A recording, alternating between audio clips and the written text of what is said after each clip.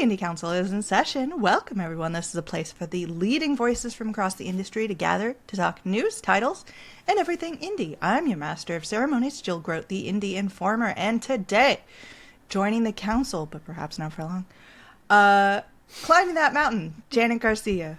Hello. I think this is my first episode from this new apartment setup.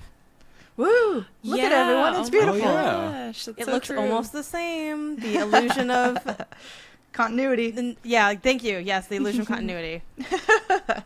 From the top floor of Princess Peach's castle, outlooking that beautiful stained glass. Yeah, I have the little I don't want to miss a tribute, and now I'm sort of blank. It's one of my fans that made this. Was it Obi-Wan? I kind of forget offhand, so I don't want to miss a tribute, but I have a little Princess Peach thing in the background. It's funny because I streamed on Monday, and chat was like, "Oh, I can't wait till you have it all finished." And I was like, "Girl, this might be it." I don't really know if I'm putting any more stuff on there, just because it's kind of close-ish, and I do worry about rolling back. But we'll see. Maybe I get a couple extra things on the pegboard. That's unlocked a new phobia for me, that Janet gets too excited and she knocks into it, everything breaks. But no one else worry about that. We're going to continue on with the show with just a fish in a bowl, Jenny Wyndham. Hello. Hello. Excited for Fishbowl's launch. It's happy so that good, it's y'all. Congrats. Here. Yeah. Congrats. I hope everybody gets a chance to check it out. I'm going to say a lot more about it later, and I'm sure Jenny has some stuff to tell us as well. Last but not least, gotta go fast, Mike Towndrow.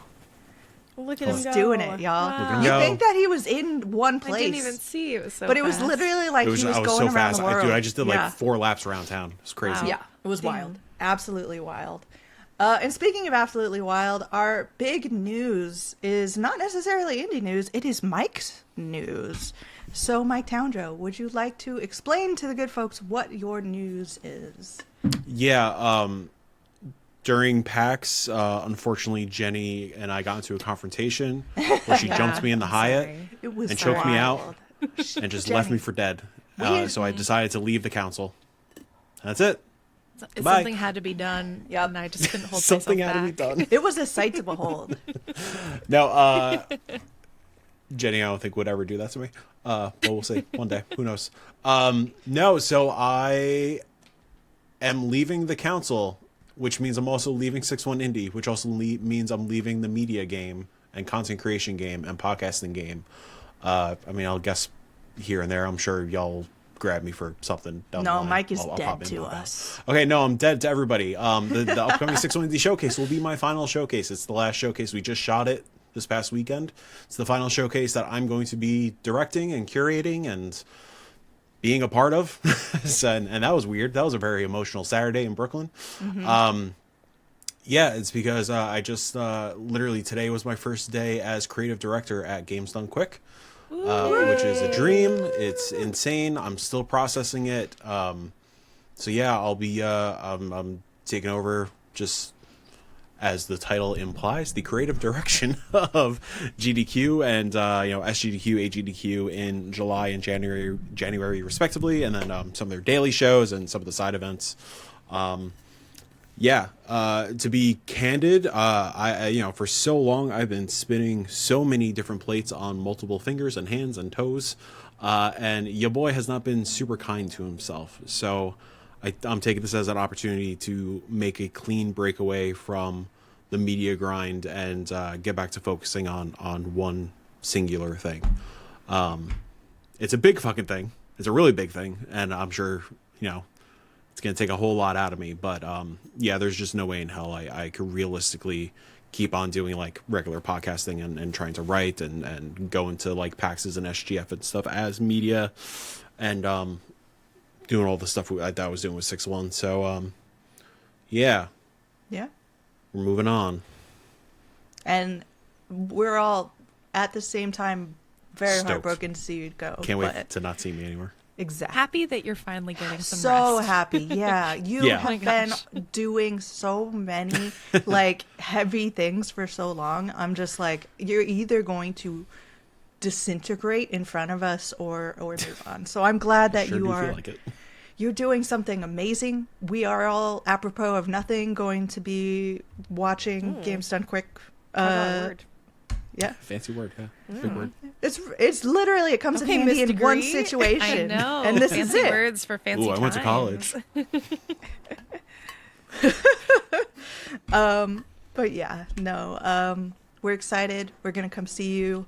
It's not. I mean, you are dead to us, but it's not gonna be the last. We'll drag your wouldn't corpse expect back anything less. a couple of times. It's gonna be I'm gonna miss you telling me about that fly night guy. that Fly Night guy. Oh, I know. You Oh know. my gosh. don't worry. It's like they're killing him all over again.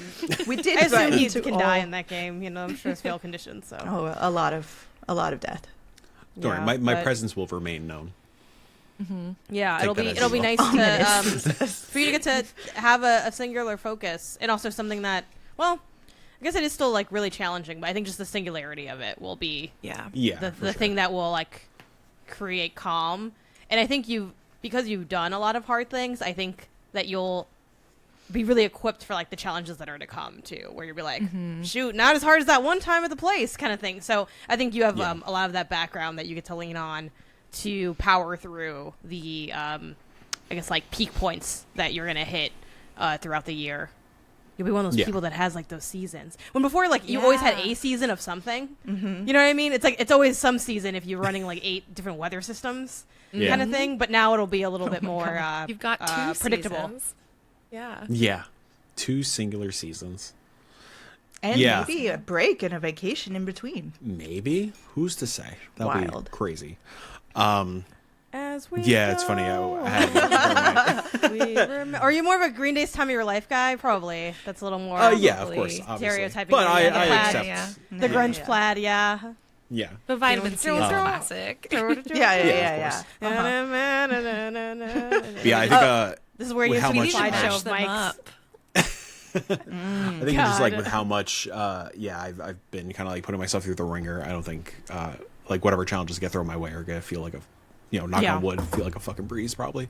Yeah. I think We're that's gonna how I feel. remind him of that quote in like a couple months. As like No, when you traumatize yourself enough, everything Yeah. else is kind of chill. Oh, like yeah. that's how I Yeah. felt with like teaching, which is like Yeah. I find to be a Oh very, my God, very yeah. hard job. And I'm like, no day's this hard. It's like this is kind of not too bad. So yeah, I think you'll flourish in that environment.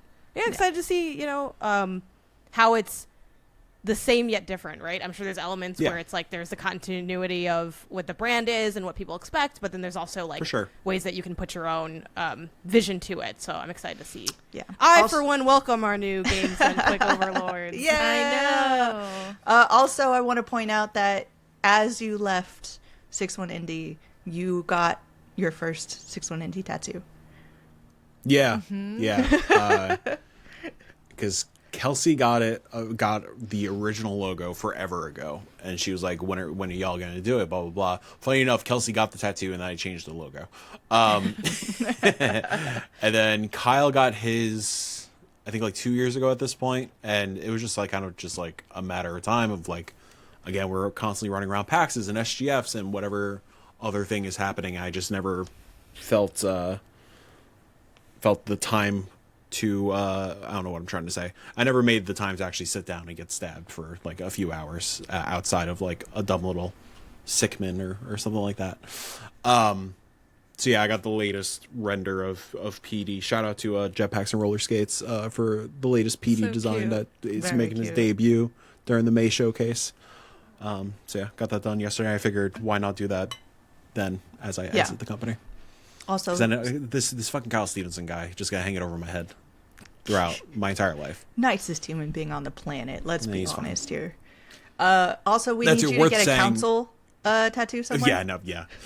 right right here. What's next? Worth saying, 6-1 is continuing in the strong and capable hands of Kyle Stevenson. There aren't going to be showcases. Demo days is still happening. The awards are still happening. Like, Nice. it's going to be Yeah. great. It's going to be flourish with me out of the way. Finally, Kyle can shine. Finally.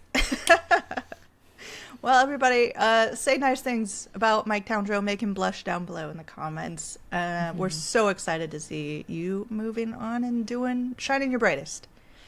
And if GDQ doesn't exist after January, you know why. Wow. Me. The intel. I fucked it up. Yeah, we got the scoop right here, y'all. Speaking of scoops, let's go ahead and head over to topic of the show. We're going to be talking about Oh. PAX. Do we want Oh. to talk about our new schedule?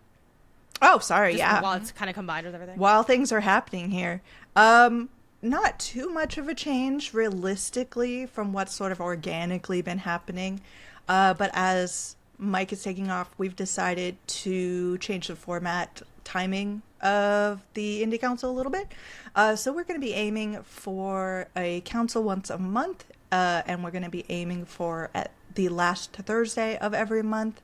We'll see what happens with schedules and whatnot, but that's what we are thinking about doing. As for other changes that might be happening to the Indie Council, we still have to figure that out. That's a future council decision. But for now, what we're thinking, every month, we're coming to you with everything that's happened that month, just to kind of go over everything we're excited about, things you need to know about, and we're still the leading voices from across the industry, gathering to talk.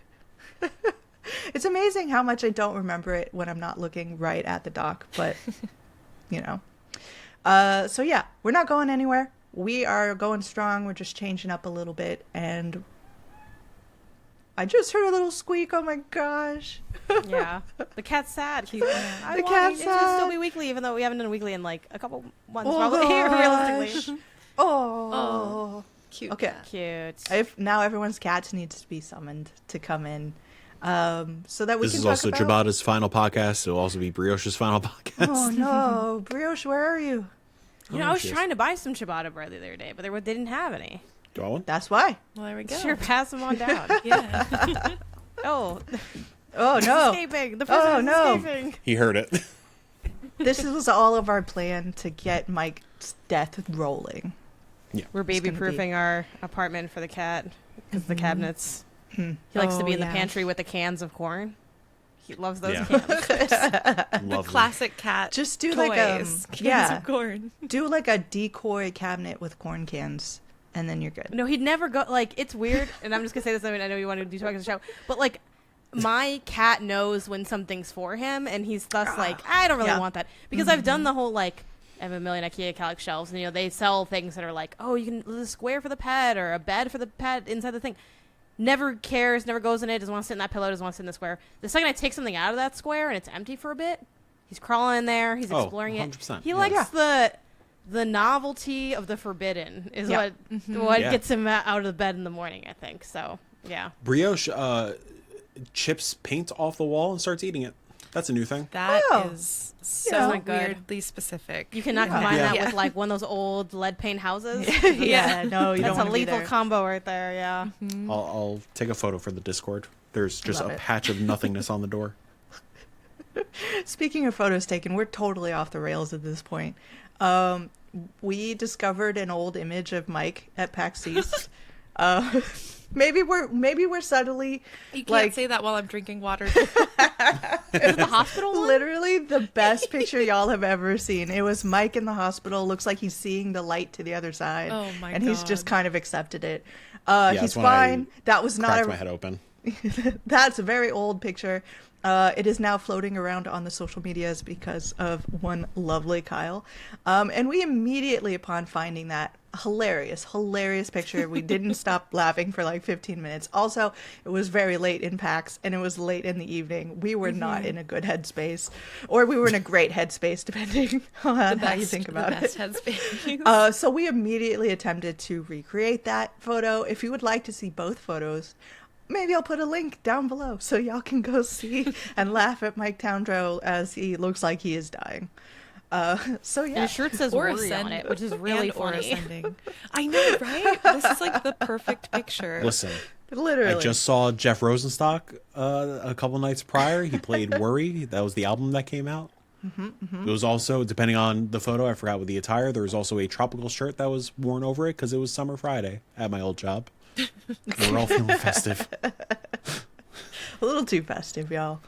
Just know, anytime you text me, Mike, this is the picture that shows up now. Yes, So. we both Yeah. put it as our contact picture, I believe. Well, we already established that Jenny doesn't respond to my text. Oh my so- God.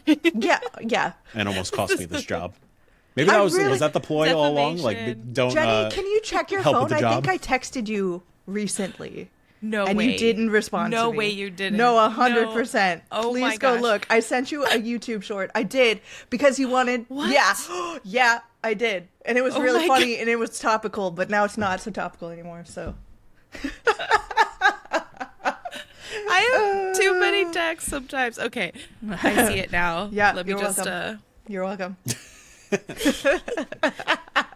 Oh no, I definitely responded to that. It was very funny. Oh my God. So we're already sort of in the neighborhood of talking about PAX. Let's talk about PAX, y'all. Let's transfer over to our topic of the show. I made a very clever pun on the word PAX in peace, which nobody else in the council got, but some of you will out there. PAX in peace. Yeah, You and that degree. Where's Right its head now. again? it's going. smart. Lording your education over all of us. So, y'all, the council has been running around recently, playing games, checking out PAX East, gearing up for a major indie showcase. So let's talk about it. It was me, Mike, and Jenny all flew out to some degree to check out PAX East. Janet was there. We have evidence, proof, photographic proof, if you will. Y'all have to tell me if I would have been there, what I would have been like. This was cool that I played. That's your bonus assignment for this section. Yeah. I think, Janet, if you had been there, you would have been a lot more responsible than perhaps some of the other, maybe one other West Coaster, because I was not. Oh, okay. I was like, okay, T, who is this? No, because I woke up the first morning at 4 a.m. because my brain couldn't get the time difference figured out, and I was like, I'll just go for the rest of the day. And that's when that picture was taken, and y'all, it's wild. But impressions overall of the show for PAX East, I think this is, for me, kind of similar to GDC in a way, where it was a great show. Things that I saw I was really excited about. People I'm always excited to see. Really good talks. I was glad to be able to check out. But it also felt like people were missing. I think a lot of like international people not coming in, and it's really cutting into. I don't think we have any attendance numbers officially for PAX East, but I would be. Do they usually release them? I feel like they keep that kind of on kind of a secret. But Yeah. like I know GDC announced that they had lost about 10,000 attendees. I wouldn't be surprised if we had similar dip for PAX East. And I think I'm pretty sure we can kind of tell because I don't think any of the days sold out completely.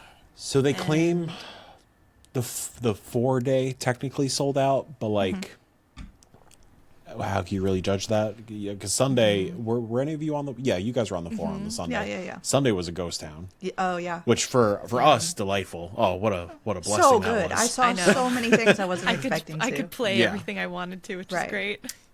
Thursday also was very manageable. Friday and Saturday felt pretty packed, but I don't know if it was like sold out packed. Right. Pretty Yeah. packed. Pretty packed. Ooh. Yeah.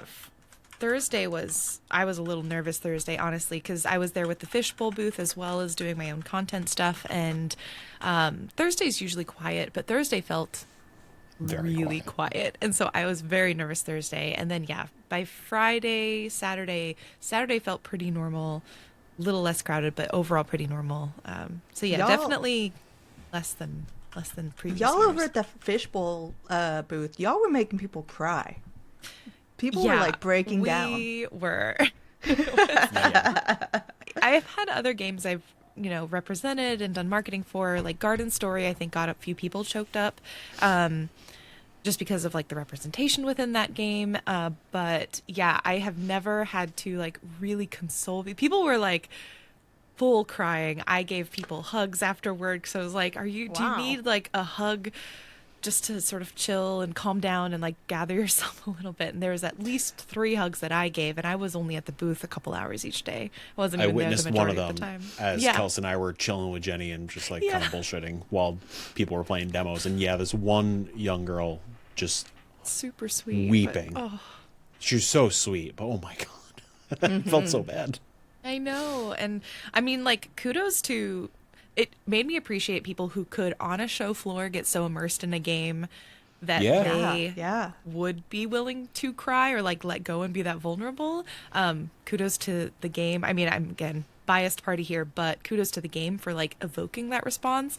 But it was just so surreal to have that happen on a show floor at a PAX Rising booth. So it's like you're not even sitting, you're standing. Yeah. At a kind It's of an tiny. uncomfortable station. It's tiny. There's only 2 stations. So yeah, that was unexpected and like, I don't know. I won't say I was like happy to see it because like I don't want to be happy for people Right. crying, but I was happy to see people connecting with the game on that level because yeah, it's such a heartfelt game. So. It is. And we'll talk about that later in the show. But you're talking about booths hits me with another kind of overall impression I had of the show. It was like what I am trademarking as delving for demos.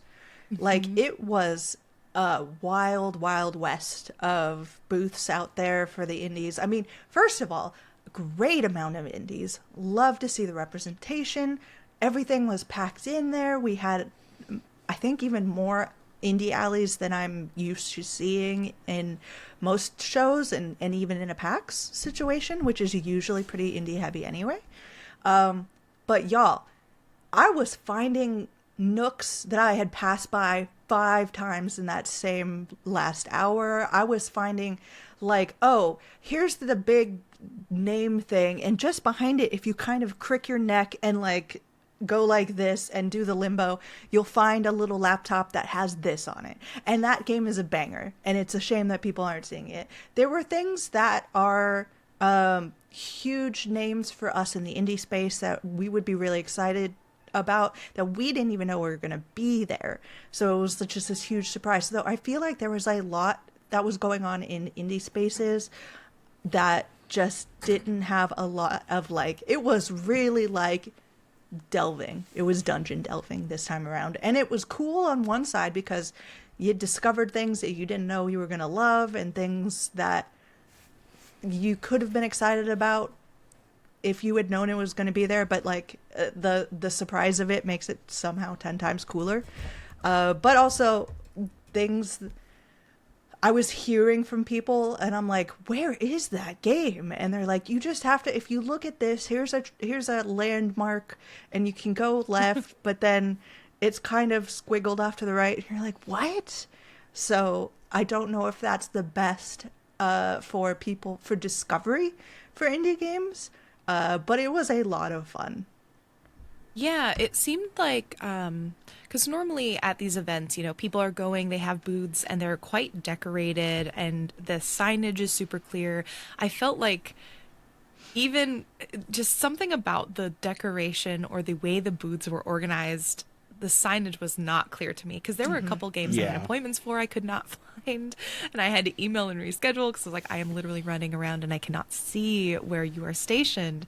But also it seemed like there were a lot more, which is interesting because I didn't think this was allowed technically, or I don't know, maybe there's some other way that they've designated it, but a lot of games that kind of combined to pick up one booth, and so you would have like 3 or 4 games technically at one larger booth, sort of like mini indie mega booth setups, in the sense where it's like you have these maybe schools that subsidize like 5 demos from students, and another organization that had like 1 computer each for a bunch of demos. And usually we have a bit of that, but this year it felt a lot more prominent in terms of what was getting showcased. Yeah, it was definitely, I think, every conversation we had with like a colleague or whoever it may be, like the vibes were definitely weird.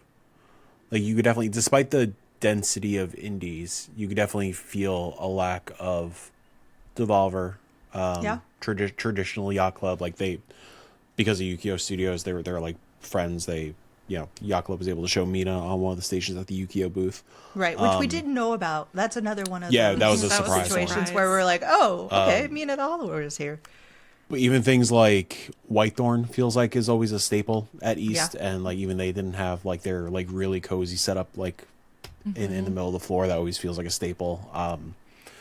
Whereas you have things like, I think the probably the big touchstone was the Halloween booth for most folks. Like that was front and center as soon as you walk in. Blumhouse also had like a decent booth for Grave Seasons. But it felt weird that like Limited Run was like the first thing you see coming down the stairs. And nothing against Limited Run. I'm a fan of their stuff, and I got to play with one of the cracked guitars, which I'm now obsessed with, and I need to purchase one because clearly I play Rock Band and Guitar Hero still every day. But it feels weird that like those were like the as soon as you hit the floor kind of things versus oh my god, what's the Baldur's Gate developer's name? Larian. Thank you. Where like that's been kind of a touchstone. And there's also there was that weird like Pokemon thing that like not Pokemon proper, but like the trading card game, seemingly AI Pokemon game that seemed very weird in the middle of the floor that took up a lot of real estate.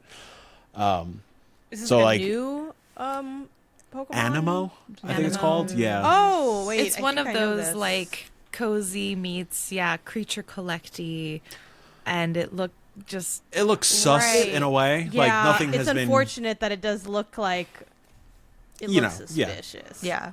But if it nothing has happened been to proven not, or if it happened to claimed. not be made with AI, more Maybe. cute guys for me. But it's looking a little like Right. yeah. A little sus. I think But yeah, as it's far interesting that as- like, but like the weirdness vibes as soon as you walk into the floor, like you get a lot of like the flashy kind of things of like Limberone was very flashy, Halloween was very flashy. Even there's the sleep token desk mats that were very flashy that I was almost tempted by. But then you get to that major aisle break that seems to get bigger and bigger each year to kill a little bit of a space. And then it is kind of Jenny what you were talking about of just like wall to wall indies with they're like kind of nondescript in terms of signage and being able to find things. Like I totally missed my Valor Mortis appointment because I didn't realize they were just in with the Games from Poland booth. Weird vibes. Good stuff, but weird vibes. Yeah, good stuff. I think as far as AI goes, as compared to like GDC, not quite as AI heavy, not quite as there was a few booths, but not as crazy. right. Ow, cat. Jesus. The plan has begun. But yeah, let's talk about some of the things that we played because there were some really good games. And some of them I just happened to trip over, which is always part of my favorite. I think probably unanimously from everyone that I heard who played Grave Seasons, it was in their top 3, if not their top game of PAX. For good reason, because it's a good fucking game. Mike Also got a date in the middle of the floor. we got in the middle of the floor. It was so cool because Like 1 p.m. on the Friday or whatever. Yeah, with Jenny's talk, which I could get into a little bit, you were speaking about nature and the spookiness inherent in it and how to use that in games. And it was a really, really cool topic. It's a great panel. It was a great panel.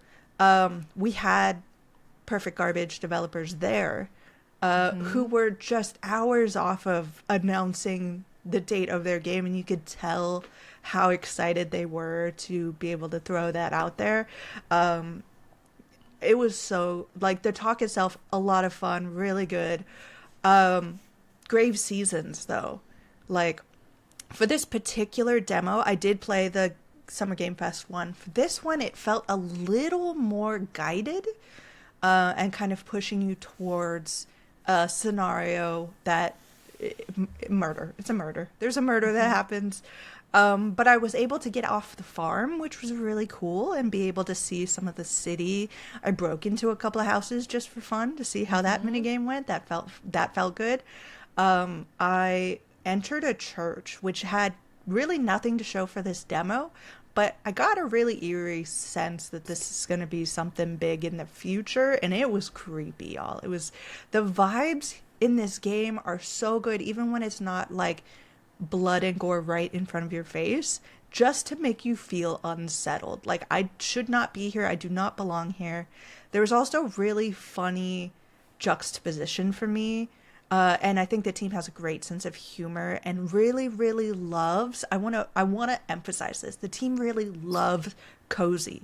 They love the cozy genre. They're not trying to subvert it so much as they are using it in a way that also works for another genre that they also like. And that's really, really cool because they have such deep respect. So at one point I was looking around being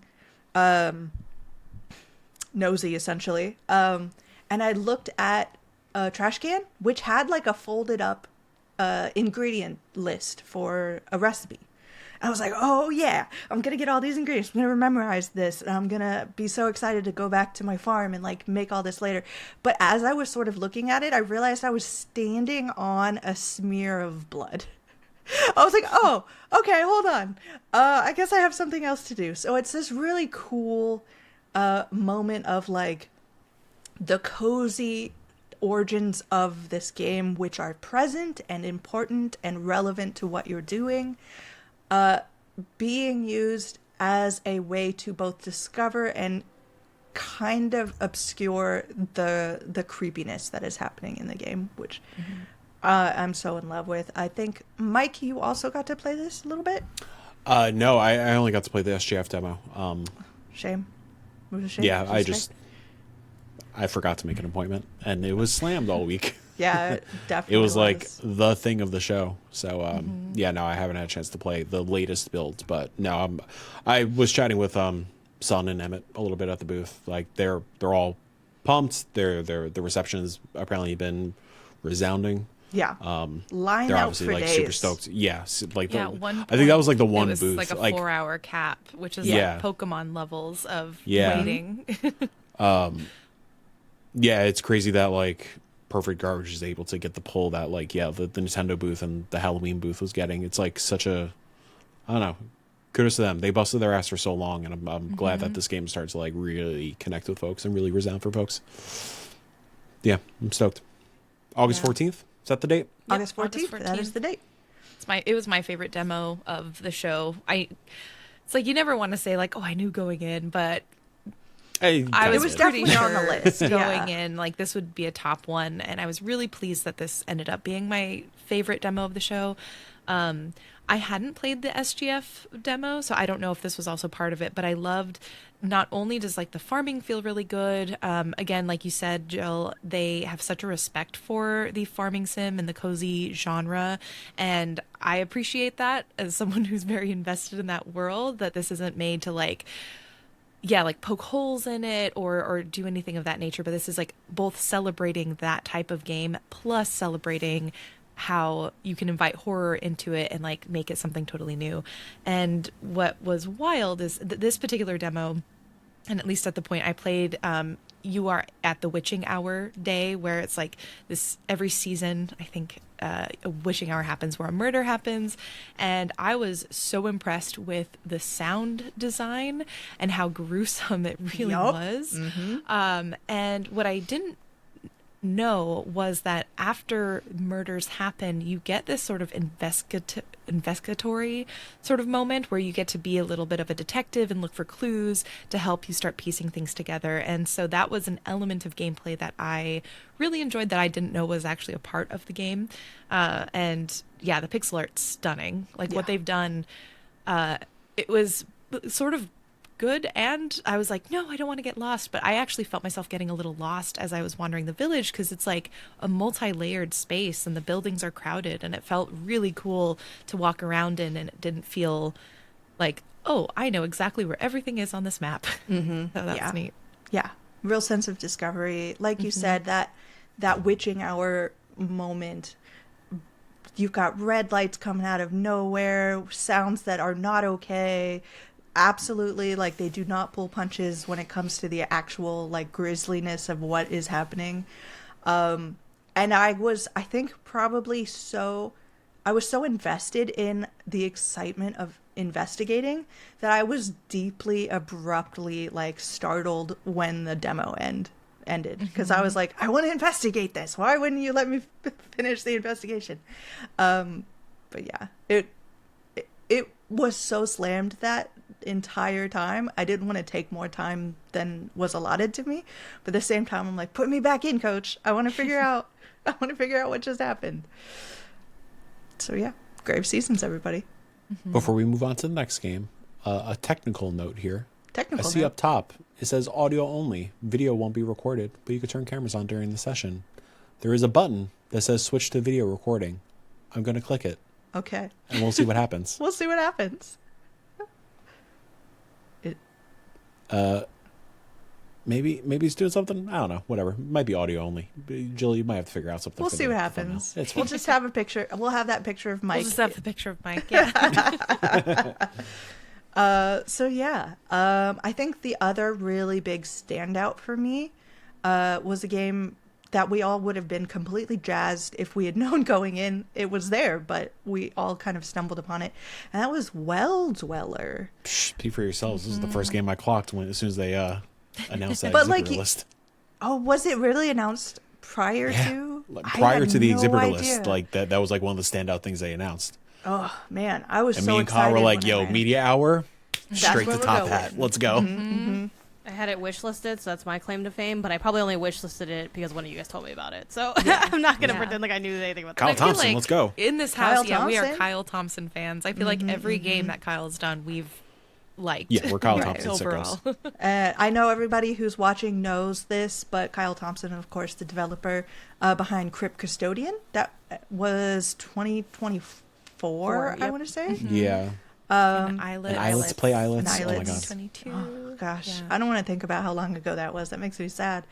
Well Dweller, dark, y'all. I wasn't expecting, like, there's always a hint of darkness in these games. The last game was an afterlife, like a cat has died. You know, say what gave it away with the last game? The Yeah. dead cat. But, like, this one in particular is, like, Brothers Grimm dark. Like, I got so invested in a moment in this demo, which you could very easily missed, and I know a lot of people did, where I just went off exploring and I found a little page, which I'm such a sucker for this, like, diegetic pages inside of the game, where it's telling the story, like a fairy tale story of a foundling who gets taken in by a queen, who then becomes the queen, who then, through selfishness, starts basically a genocide. And as I'm reading the last lines, it's like, and the last known member of this species lives in a well with a skull at the bottom. And I'm like, oh my gosh, that's where I started this demo. This story is about me. I'm so excited. Let's go. And I'm like, oh, okay. So, like, the entire point of this game, we play a little birdman who is armed with a matchstick, which is a really cool thing. It works kind of like a club, but it's on fire.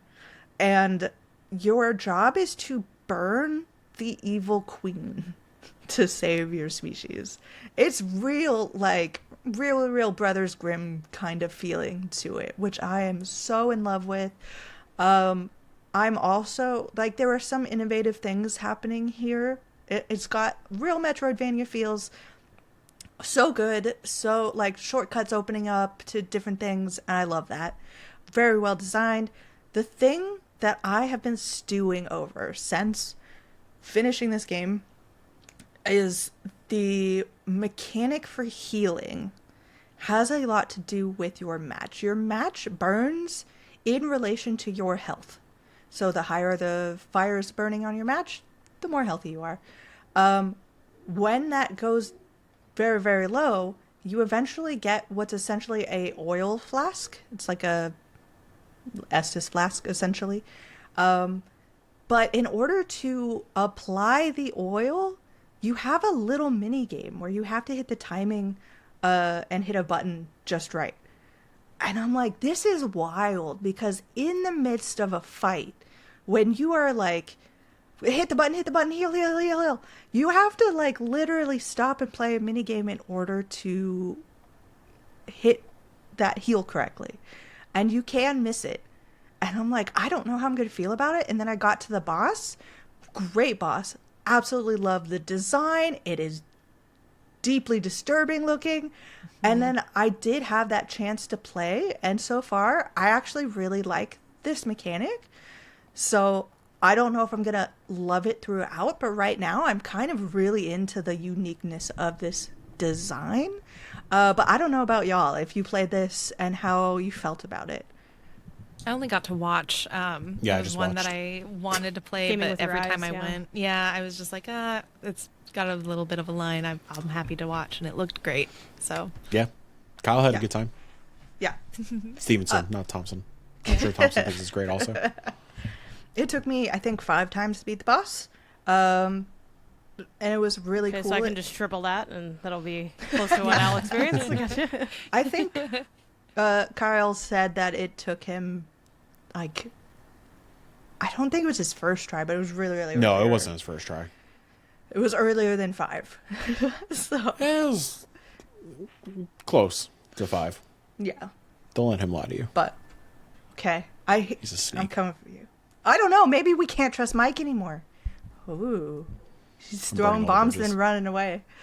But yeah. No, Mike, what was on your top list for PAX demos?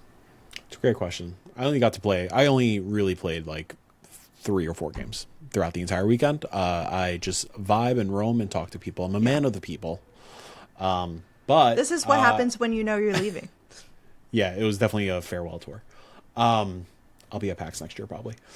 My favorite demo that I did get to play, this was like one of the biggies that this is the first appointment that I made as soon as I got the opportunity, and one of the biggies that I wanted to make sure I prioritized was Paranormal Activity, which is being put out by Dread XP. This is from the same developer as Mortuary Assistant.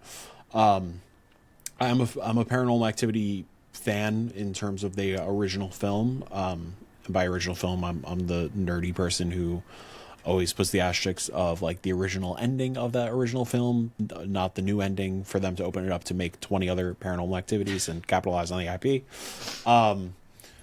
I knew it being oh my god, why am I blanking on his name? Brian? Is Brian the developer of Mortuary Assistant? I think it's Brian. Sure. If it's not It's Brian, just Brian. my bad, It's Brian. like Madonna. I knew being in the hands of Dread XP definitely had more faith in it than it maybe like another random, no shade here, but like I would have felt a certain way if it was like Saber or something, you know?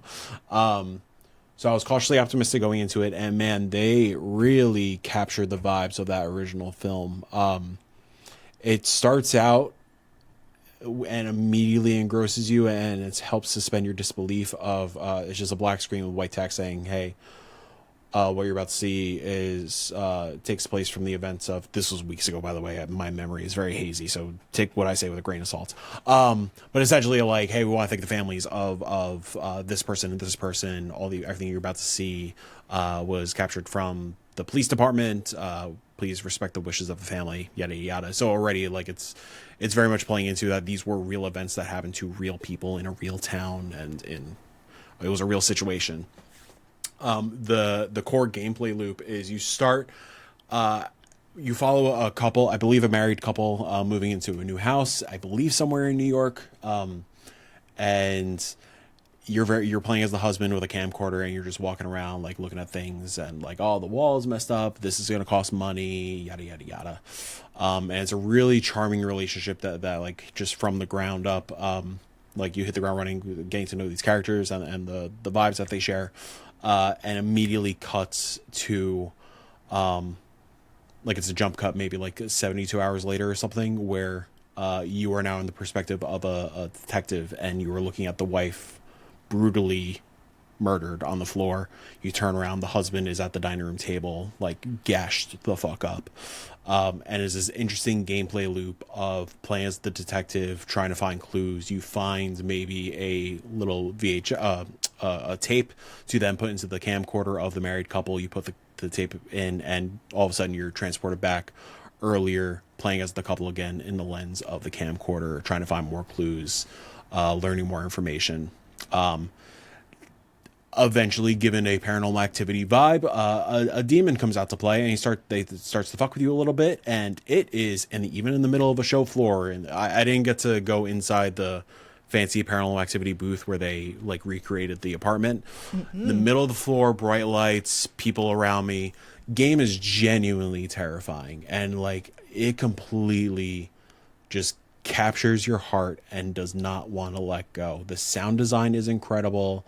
The way it messes with the player is incredible. The way that it manipulates perspective and where your camera is aimed is incredible. And like, you just judging off those like first 20 minutes or so, I am just so in love with what this game is doing, and how it plays with the character and plays with a lot of the tools that it implements. But yeah, between just like the vibes and the authenticity of the IP and really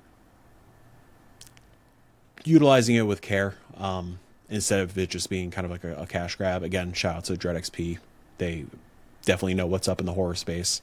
I was already excited, cautiously optimistic, but I was pleasantly surprised, and like it jumped up as to like one of my most anticipated games of the year by far. If it is this year, I forgot about that, but yeah, can't wait. Love it. Jenny, you've got some scary stuff on here, but let's jump to something a little less overtly scary, perhaps, for your second game here. Because I also played Rain 98, and I'm very interested in talking about it with somebody. Yeah, Rain 98. So this is a game that's basically, I don't know, would you class? I'd say kind of like a visual novel, essentially. Yeah, kind of. Where you play this character who starts in present day, but is transported back into time, 1998, into the apartment of a girl, and he sees that she's essentially about to end it all, and he interrupts that from happening. And you learn very quickly that she's got a very sort of nihilistic view of the world, and is ready to like destroy the world, and you are kind of going along for that ride with her. While this sounds like super dark story-wise, what I found really interesting was that, you know, over the span of time, I forget what span of time they gave when they were talking to me about it, but over the span of time, as you're getting to know her, seeing her plans of like destroying the world, you're trying to find out how to get back home. The atmosphere of the game feels super vibey and relaxing. Like, it's raining, so you've got that like cozy rain sound while you're inside. You're helping her do things like in the demo you did laundry with her. You're helping her clean her house, and you're kind of like acting as just someone who's staying with her and sort of doing her bidding at this point. So it was a really interesting just kind of tension there between the darker storyline and then just how the atmosphere felt. So like I could have been in that game for a long time because it felt so nice compared to the show floor. There was a really interesting connection my brain made in one of these, because at one point you're doing like you're stuffing like a gotcha toy capsule. Yeah. And afterwards, because you've helped Reina, I believe is her name, you get a little stamp. As like there's like proof. A passport. There's like a passport like that you are helping, and my brain automatically connected that to Toem, and I'm like, considering where the narrative is, to have that connection of like getting stamps for helping people essentially, was really bizarre, but it worked really, really well. I'm super into whatever's happening here. There's a lot of like 90s nostalgia that is baked into this game as well. And I can't tell you anything about what else is. I can't possibly fathom where this story is going, because it's like you're with a person who has some kind of a power to end the world in some way, who couldn't do it until you showed up to help them with gotcha toys and stamps. And I don't know, it's so also gorgeously animated, beautiful, like anime-esque, like drawn scenes. So keep an eye out for this one. This one is it's gonna be weird. It's gonna be real weird. You know, they describe it, at least to me, they described it as a psychological horror game. And so what was interesting is that the demo did not give me I didn't get hints of psychological horror. I got maybe more thriller when I was playing it. And so I'm really curious to see, as we get to see more of this game, how like into the realm of psychological horror it gets. Because at this point in time, I feel like this is just really intriguing. I don't feel like it's scary, but it feels like, there's going to be more. So interested to see what that turns out to be. Yeah. And just for quick shout outs for games that I kind of stumbled over and wasn't expecting to be good, and I've written about them on the Indie Informer if you'd like to check it out. Order Automatica super strategy sicko game that I'm ready for. It was in the Polish games booth, and I was just like, oh, I'm super into this. It was kind of like, if y'all have played Call to the Lamb Woolhaven, there's a little mini game inside of Woolhaven that I got really into instead of playing the actual DLC. It is almost that game, but creepier. Real quick, can I just shout out just the Polish games booth in general? Yeah, really speaking good. of staples of the PAX floor, lovely folks, great group of games. Yeah, high quality. Year They after year had bangers. mold cleaner there, I believe. Yeah, I was gonna say the mold washing game was so mold good. washer. Yeah. Also, the Lone Sword, something like that. Cool platformer. Cool idea for a platformer. They were busy all the time, but I managed to like swoop in on a couple of them. Valor Mortis, I played at the last PAX. Also very, very cool. Kyle Like, loved it. Yeah, Bloodborne-esque, but you're Kinda can't in. It's not revolutionary France. It's like Napoleonic France. Very, very cool. Also, shout out to Nocternum, which I checked out. You're going to hell. You're building your base. You're gathering your people. I love that kind of game. And then Love going to hell. love going to hell. And then Zwaard. I love saying it. It's just over and over again as much as I can say the name of this game. It is a post-apocalyptic where you get the narrative in the beginning, pre-apocalypse. It's so really close to home. A technology corporation is selling the thing that's going to make humanity's life great. Everything, you don't have to worry about anything in the future. It's the next evolution in our life. Just give us all your money and all of your data and don't worry about what we're doing with it. Cut to, in the game, you are not human. You look human, but there's something not human about you. Going around in like a overgrown city, like underground train station, finding like hints of like skeletons and things that have gone bad, and picking up little components of a sword that you are playing with and destroying people with, and it's a lot of fun to play. So go check that out. Zwaard, I'm super excited for. Jenny, what are your shout outs? Yeah, okay. So I've got Crystalmancers, this was my surprise find. Basically, it is Tetris meets dungeon crawling, and it was incredibly fun. You, instead of doing combat with turn-based battle, you do sort of a Tetris battle to decrease the HP of the monsters that you find. What's interesting is that you can use your mouse to place Tetris pieces not just at the top, but also within gaps that you've left. So that opened up some interesting strategy. And there's a rogue-like component to it where after each run through the dungeon, you actually can go back to your hub area. There's a blacksmith, and you can essentially manipulate the Tetrinos to give them different spells or buffs that help them do things like clear like 2 rows above, if you cleared a row with this piece. You can also manipulate the pieces to adjust like their shapes by 1 block, so you can remove a block to make things more easily like insertable into different places. So I think it has a lot of potential to get real interesting and fun for fans of Match 3 or Tetris style games. And the story, I think the story is mostly there as like set dressing. I feel like this is, at least for me, going to be mostly one of those you play it because the mechanics kind of keep you going with the just one more run thing. But I think you mentioned you tried it as well, Jill, right? Yeah. And I have to immediately fact check you here because it's not a blacksmith. It's a blocksmith. Blocksmith, you're amazing. Right. Oh my gosh. I love a good pun. True. I love a good pun. Also, with my blocksmith, I made the most unwieldy, horrific, like long tendril of a block ever, and I absolutely destroyed my chances of ever winning anything. But it was a lot of fun. I did have a good time with this. Yeah, nice. This is like one of the not weird, but like this was like one of the talks of the show. Like anytime we'd link up with friends of like, hey, would you see yada yada yada? Like people were like, go check this out. This is cool. It was good. Yeah, and it was interesting to hear. They said that they were pretty strongly considering early access so they can get feedback from people as they are developing this system and the mechanics. So one to keep an eye out for, especially if you like doing early access sort of participation. Wanted to shout out Pelican Post. This is a student game, and it's just on itch. I don't believe they have a Steam page. Oh, yeah. But this is honestly like my fantasy is like if I was not in games and opening a cafe did not end up panning out, I would want to deliver mail. I would want to work for the postal service.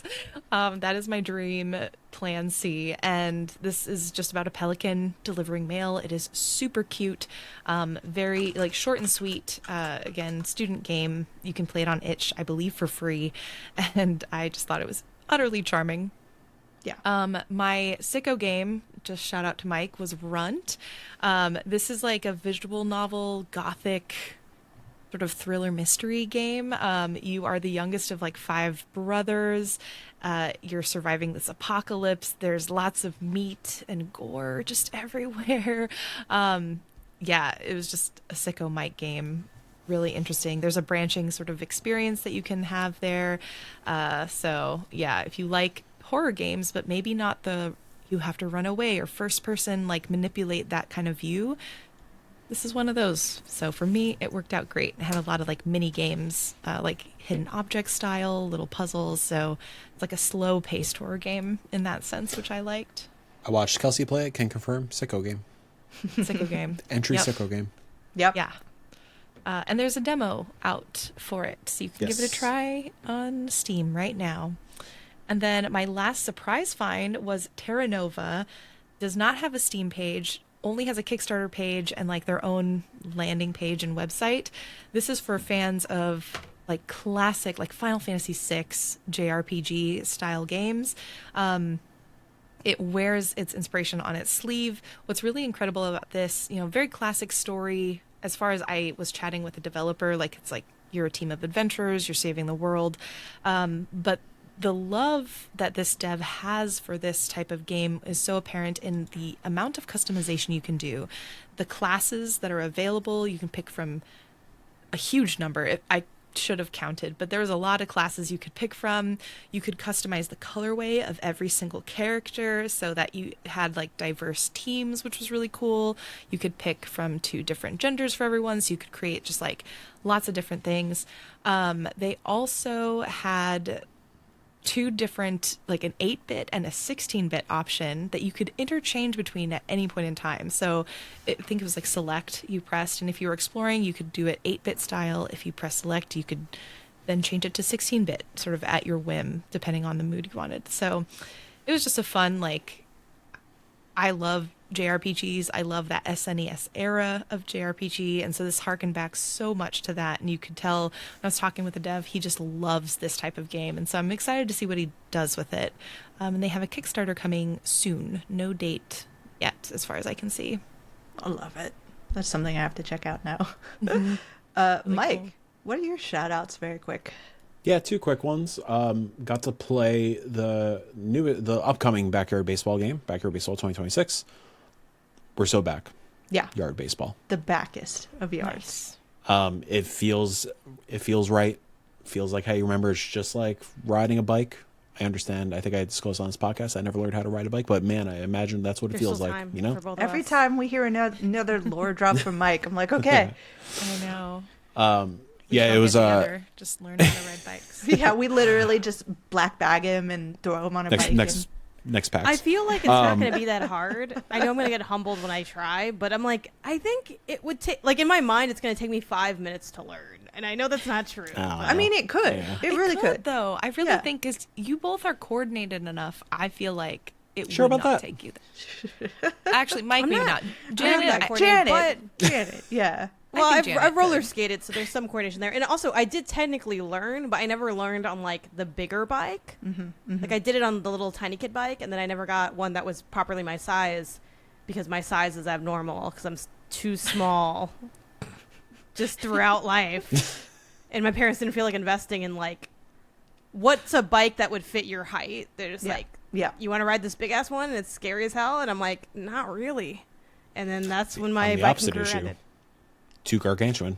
Or kind of a The need porridge, to, the like, porridge is not situation, right yeah. either way, you know? Yeah. You need to combine your powers to create like Captain Planet, but of like the right bike size. You Yes, know? just right. And that's why we're making the every bike where it can adjust to your size. Back For now $1 on million, Kickstarter. you This can is get actually 10% of what my Mike is company. leaving for. Yeah. You'll see him on Shark Tank next week. Yeah. The company's called Yeah, Mike no, on a Bike. it- Anyway, go on. Oh, Mike on a Bike. That's the company Mike on a name. bike. That's amazing. Yeah, what they showed off at PAX was, I think, just like a home run derby mode where the little robot that is clearly going to piss you off in many, many rounds of this game are just throwing pitches, throwing crazy pitches, and the more the creative stuff that you remember from back in the day. And yeah, it just feels good. It looks great. It feels modernized. I'm so excited. I'm glad this is coming in the summer, like kind of peak baseball season. Excited to just get into the vibe. It did immediately when I got back to, so from Boston I went to New York for a bit and then to film the showcase. It did make me want to jump into the original, and it is on Switch, so I jumped into OG Backyard Baseball 97 because of the ports. And man, yeah, I can't wait for this version. Quick like side note on like how they got the rights to Backyard Baseball. Yeah. Insane. So Yeah. well, I'm blanking on the company's name or the developer's name, but essentially the CEO of the company hired a private investigator to hunt down the rights to Backyard Sports, and it took them 2 years to find them, and they did, and they cut them a deal, and that's why they were able to first port the original games to Steam and consoles, and now are building like the future of the franchise, starting with Backyard Baseball. And we were chatting with some of the devs, and like they definitely hinted that there are other classic Backyard Sports things in development, but also like newer things that have not been explored in the past. Like, so that is super exciting. I'm so happy that Backyard Sports is back. Shout out to the man in the Pablo Sanchez costume that did collapse like a falling star in the middle of the floor. Oh no. Very sad I did not get a photo with Pablo Sanchez, the GOAT. But yeah, Backyard Baseball, fantastic. And then also Polyfighter. Polyfighter, think of Slay the Spire, but 2D fighter. You're doing the Slay the Spire like dungeon crawling, picking and choosing your paths. Instead of it being a card battle, it's a Street Fighter like opponent. You choose an opponent and you do 1v1 2D fighting things, and it's very easy for a 2D fighter to not, or just a fighter in general, to not feel good. But Yeah. man, this feels great. I really just wanted to sit down. Like I got defeated at like the boss of like the chart, or whatever you want to call it, the map, and it took everything in me to not just like restart and try again. It really got its hooks in me really quickly. I am weirdly a fighting game sicko. Fun fact. So I'm really excited to dig into this more, because it feels great, looks great, really cool concept. Quick shout outs. Polyfighter, I think, was another one of those games where everybody I had heard from who'd played it was like, yeah, this is a real good top 3 kind of contender. It's a really cool concept, especially when you could like, instead of like buffs or like Slay the Spire and stuff, it's like cards or upgrading your cards. You could like add burn to like your special attack, or add frost to like your kicks, or like stuff like that to give you a little bit of an edge. And I think that kind of gameplay, that the gameplay loop of a Slay the Spire or an Inscription, or whatever you want to call it, works very well in the 2D fighter mix. And I think the developer had put everybody in the team in the game in some way. Oh, cool. Yeah. So That's there's awesome. like some sort of representation of everyone, which is really, really fun to hear. But Janet, I'm going to put you on the spot. I hope you were listening well, because Oh my god, I'm scared. if Pop you quiz. were if you were going to this PAX East, what 3 games? You can only pick 3 games to Okay. put an appointment with. This is chill. What I was game like- are we gonna? What 3 games are you picking for? I was like, an okay, appointment? this is who the developer was for this one game. Yeah, that's what I thought. I was like, oh, okay. But you have to ride a bike to each appointment. Yeah, I and you can am only going use to- 6-letter words and above. I'm going to just go with my gut and do this how I kind of was doing this on the side, which I'm sure y'all can relate, the opening up the Steam pages, wish listing, adding something. Pelican post seems really cool. So that maybe was the biggest draw for me from what y'all described for my taste and sensibilities. Obviously, I love Grave Seasons. I admittedly probably wouldn't have booked an appointment because I've already demoed it. And I know there was more new stuff in the demo, but it's like, at a certain point, it's just time for the game. So, but that is very high on my list as well. After that, I would say maybe Well Dweller. Funnily enough, I don't actually have a big background with what is it? It's Kyle Thompson's games. Kyle Thompson's, I know of them, but I keep like not having played them. Yeah. So I think this would be a fun kind of way to get into that. And then, oh man, I'm torn. I'm not sure after that. I will say Zwaard did stand out to me in what you were saying about it, Jill. I think just because so I like when there's like a hyper focus on one specific element that you don't necessarily see all the time. It is also funny that on Steam it says similar to Tunic, and I'm like, this is why Jill was interested in this. It also just like looks really pretty. I mean, I think the pixel art style, obviously, really gorgeous. You know, it can be kind of a like, a lot of indie games are like, it has beautiful pixel art, but the coloration specifically on this is very eye-catching. Yeah. So I'm going to have those be my 3. But you know me, I'm more of a floater than an appointment setter for the most part. Bom, bom, bom. There's Zwaard for everybody. Check that out. Which we should say that it's spelled Zwaard. Yeah, Zwaard. Zwaard. Yes. Zwaard. I completely forgot a big one that me, Kels, and Kyle put Jill and Jenny on as we were winding down in the hotel lobby. Jill, if you could stop sharing for a moment, because I have props here. Oh my gosh. I will stop. May I introduce Golfle. Or Golfle. Wait, Golfle. I'm awful at Golfle. But Golfle. I'm so bad at Golfle. Oh yeah, it actually looks pretty good. Golfle. Golfle is a 9-hole mini golf game taking place in a cave. The pitch is it's Wordle but mini golf. So every day you have a new 9 holes to play through. And it's like back in the day, I think it was like desert golfing. So you're just like dragging and dropping, and bam, you shoot it. And I just overshot. But yeah, you get into a hole and go into the next hole, and then you can share your scores with your friends and stuff, and it recycles every day. I'd like to point it's out now on mobile and everywhere. It's free with like an optional pay $5 if you want to support them. Shit rocks. I've sent my score to Jenny almost every day, and she hasn't responded. No, you have not. You have not. I mean, look. Go ahead and look, Jenny. You go ahead and look. No, you have not. I've been slacking, but Kyle and Kels have been. It's actually a good reminder. I should actually go and play. I got so upset with like a couple of days ago where there was one where you had to like go in a thing and then come out the thing again. I'm like, nah, this will line up perfectly for my iPad era, which I've decided to try to enter again. This is not the first time I've tried to bring the iPad back, but this time feels different, guys. So I'm really excited about how it's gonna go, which is what I always say when I do some type of like, I found a new system that's gonna make my life better. But this time, like, I really feel good about it, guys. Yeah. Golf. I will say the SEO on this is a little rough because I keep not finding. Is it? Can you spell it for me? Yeah, no, it's hard to find. I had to have someone send me the link. Golfle. Golf L-E. Golf L-E. Okay. I think also golfle.gg will bring you. Yeah. Yeah, now I see it. Everybody go and check that out right now as we're doing it. Go onto your phones and download it and give us down below. Put your score for the first round.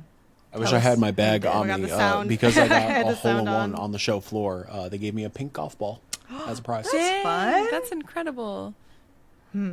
Or he just stole a pink golf ball from somebody. No, it was gifted to me. I am attempting today's right now, and I think I might not be able to do it. I believe in you. I gave up on yesterday, so I was like, I can't do this. Hole 4, if anyone's playing on, what is it, April 8th. I think Kels got a 62, Kyle got a 60 for today. Ooh, okay. Dang, okay. I was feeling good about some of my scores, and then, no. I don't think they ever cut you off. I think you can go as far as you... Yeah, unfortunately. As you go. Oh, geez, yeah. And then just pretend like you didn't. But yeah, that's the end of PAX. But we have things that are going on right now. For people who are watching this, it probably happened today. Is maybe just happened. Maybe you've just watched it. Maybe you haven't quite looked into it. If not, we have the III Showcase happening April 9th.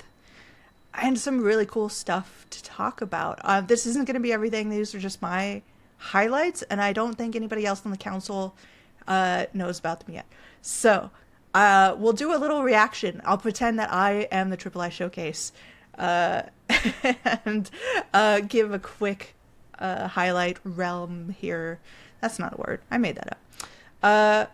So yeah, first on my list is Neverway, which we've been talking about.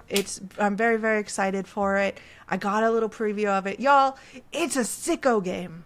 It's a sicko game. It is bizarre. It is so like, I didn't feel good. But I just kept going because it was like I didn't feel good in my soul of what was happening, and then I felt amazing. It was. You sound like the monologue that this is so specific. But the monologue that Will Smith gives at the end of Hitch, where he's like, "I want to be miserable, really miserable. Oh my god! If that's what it takes for me to be happy." It's like, what's going on here? For people who do not know, this is a game you start out. Will Smith, yeah. No, go Yeah, ahead. yeah. You start out in this kind of futuristic city. Everything is terrible. You're in some kind of deep depression. You can already tell. You don't have to really talk about it. They're so good narratively in not overstating things, but it's so obvious this person's not well. Our main character, you look at her computer screen and you read a couple of like emails from her boss being like, you have not shown up for weeks. You have to do this in order to continue your job. And she's just like, the last email is, sorry, you're fired. Come get your stuff. And she's waited so long that her stuff is about to get just tossed out instead of going. So that is your first job, is to kind of go and see. It's your first objective, to go to your old job and pick up your stuff where you've been fired for just not being able to get up out of bed in the morning. So like, that's what I mean by it doesn't feel good, because it's like, y'all, I feel that. We've all been there. I think on top of that kind of personal heaviness, there is a more futuristic, something's glitching in the matrix kind of feeling about things, where there's little hints of like, oh, don't worry about this situation, we've got it all figured out, don't worry about this over here. And then you go to the office, you pick up your stuff. There are a couple of interactions that are just really funny, like they're on the side in the alleyway. I go up to a guy who's like, hey, do you want to make some easy money? And you know what that means, right? And I'm like, well, yeah, let's go ahead. He was like, oh, okay, here's $7 or whatever. Oh, I was like, do I know what that means? I was scared. I was like, Mom, come pick me I'm up. like, I don't know what's going to on happen. here? And he was like, okay, here's $7. And I'm like, cool. And then I went and bought like a donut or something that was right there, and it made me feel happier. So it was just like, oh, that's not what I was expecting in this kind of dark, sort of heavy world of and there's stuff like, when I pick up all my stuff, I get my mug so I can stop by the coffee shop and they just fill up my coffee for free because I have the mug associated with it. Oh, I love that. Mm-hmm. Yeah, 100%. Games and in real life. Yeah. And then I go to bed and wake up and I am suddenly like, I dream about, I think it's a dream, and then I wake up and I'm like, oh, it's not a dream. In the very beginning, they ask you, like, if you were to go away, if you, like, would you go to a deserted island? Would you go to some other, like, idyllic landscapes? I picked the deserted island. This is sounding very, like,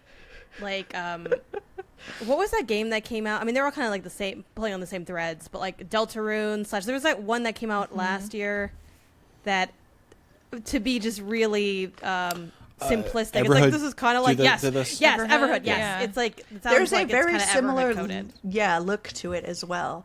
But then you get to your island, which it's kind of like Papers, Please at that moment, because the person who lets you in is like giving you a little bit of grill. I'm like, y'all, I just wanna do something else with my life. I'm gonna level with you. And he was like, okay. And then you get to your house, and then it's like the setup to any sort of typical farming sim.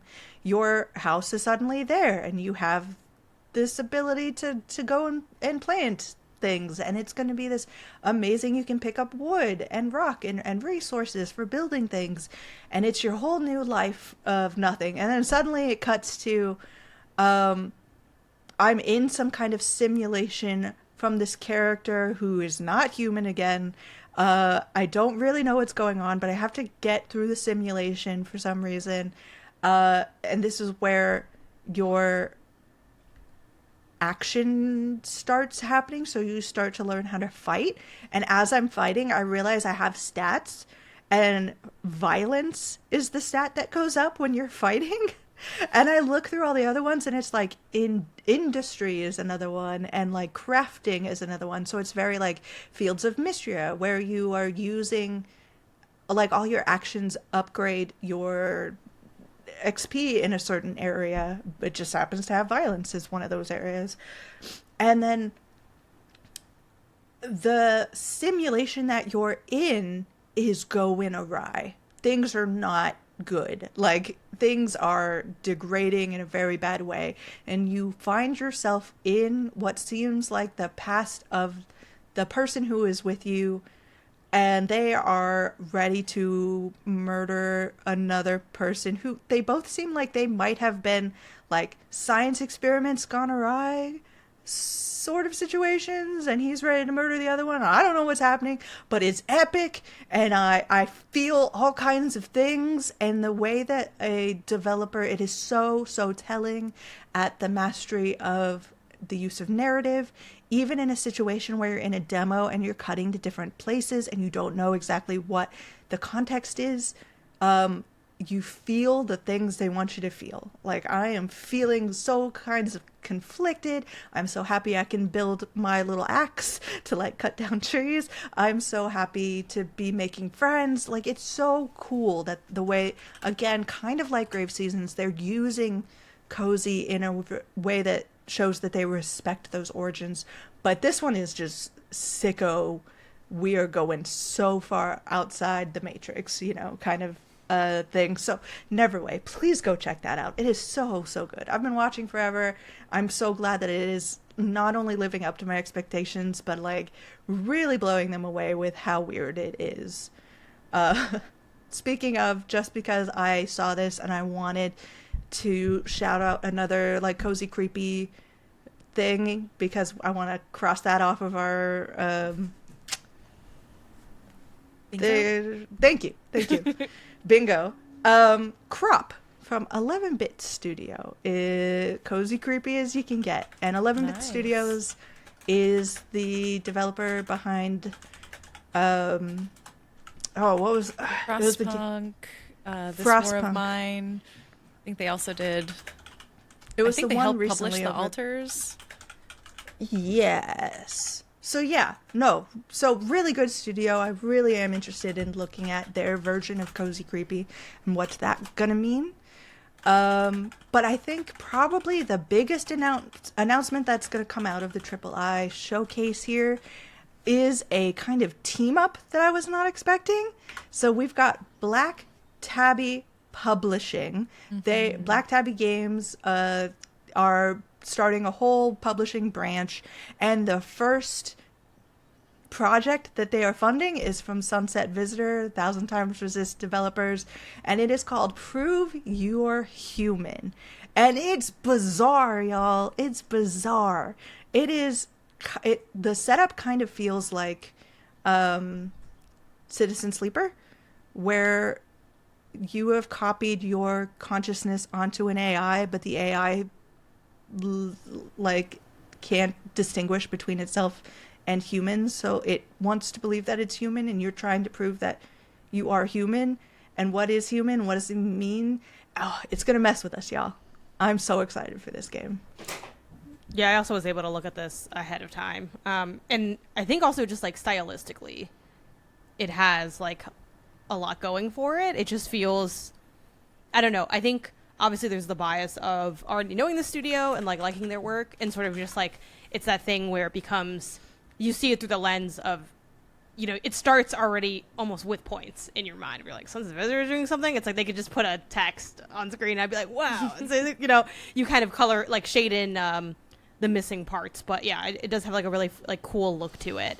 And I'm excited about their take on this. I know like sometimes in all, like across media, it can feel a little, sometimes when you do like modern, like when you like commentate on like a very modern thing, it can sometimes feel like very just of the time. But I feel like this mixed in with like what a sci-fi background they have, like I have like a lot of confidence and optimism in their ability to have like interesting commentary on AI that's gonna like go beyond surface level expectations, and also like play around with what they're doing with that. I think it also offers just like a lot of creativity from like a gameplay perspective that I'm excited to see their take on it. So yeah, I'm very into them tackling this topic. Jenny, what's your reaction to the bevy of news here?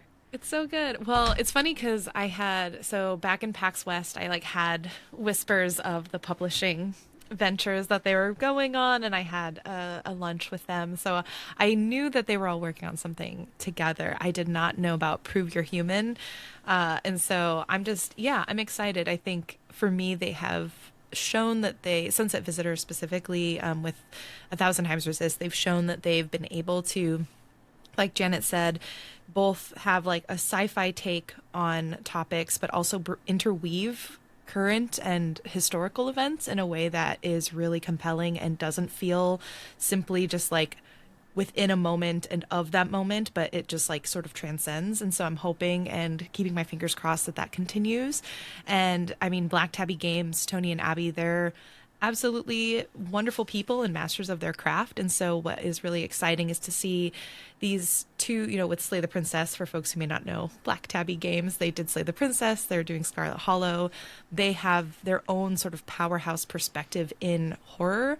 And I'm really interested to see how the theater and sci-fi sort of sensibilities of Sunset Visitor combined with, you know, the influence that Black Tabby may have as a publisher, and seeing builds of this game early, giving them feedback early, how like the minds will meld a little bit, because even though I don't know publishing terms, I don't know what their deal is, you know, in terms of like how much influence they have, but if you're collaborating with a team like that, I feel like there's definitely going to be some influence and perspective offered that helps expand upon what they made previously. So yeah, I think it's great. I think these are all amazing people, and they're combining to do amazing things, and it's a great example of alternative publishing methods in the indie industry, where you have developers that have become hugely successful. Slay the Princess is like, if you don't know, it made a lot of money. It did really, really well.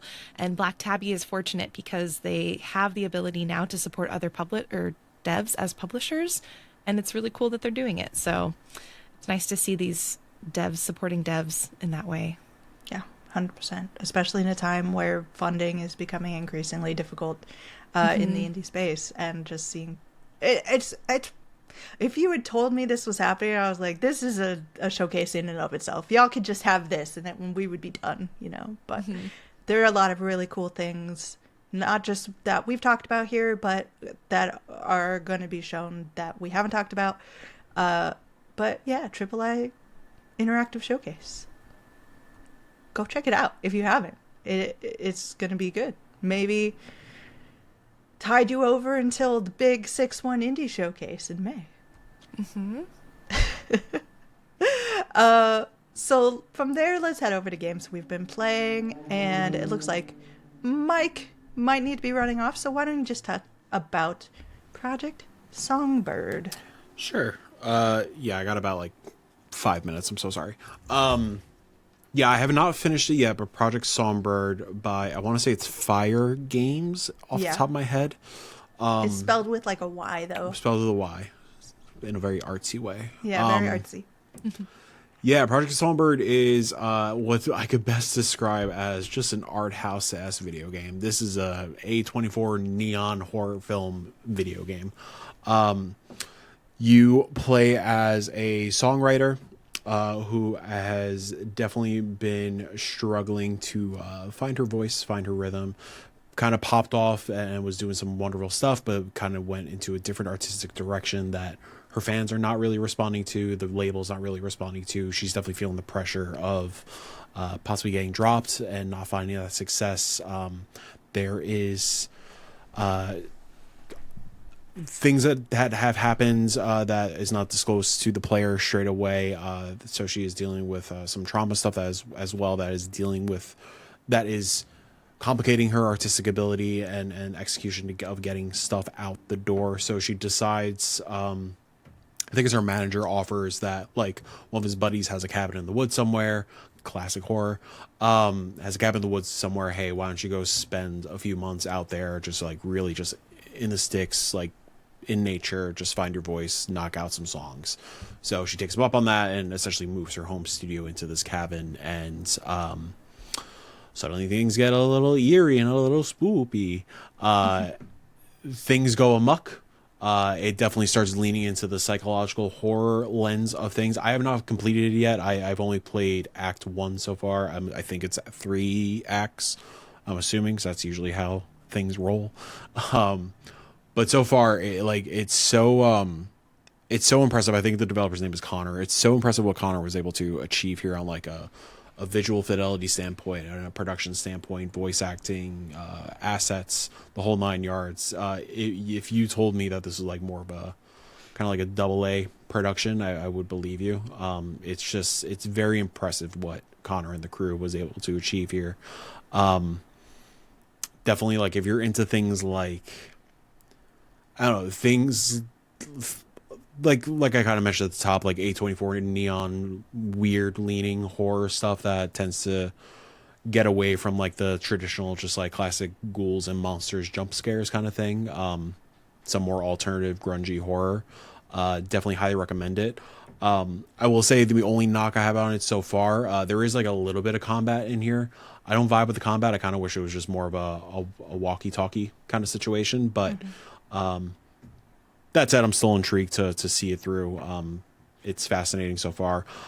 What I really, really love and appreciate is they're all like fully licensed and permissions and the whole 9 yards. Got a bunch of his friends and local artists to be on the soundtrack. So some of the like as you're progressing through certain aspects of the games, the character or your character or the protagonist will has like a library of vinyl that she could sift through, and you could just pop a vinyl on the record player, and it's all like local artists or like independent artists.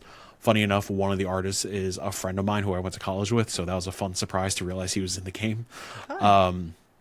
And especially given the conversation around Crimson Desert recently and other games in the past, something I really love is in the opening credits, Connor makes it a point to credit the painter who there are paintings throughout like the protagonist's house and that you interact with, and they're pretty prominent, and he makes it a point to credit like the actual painter of the pieces, which I really find exceptional.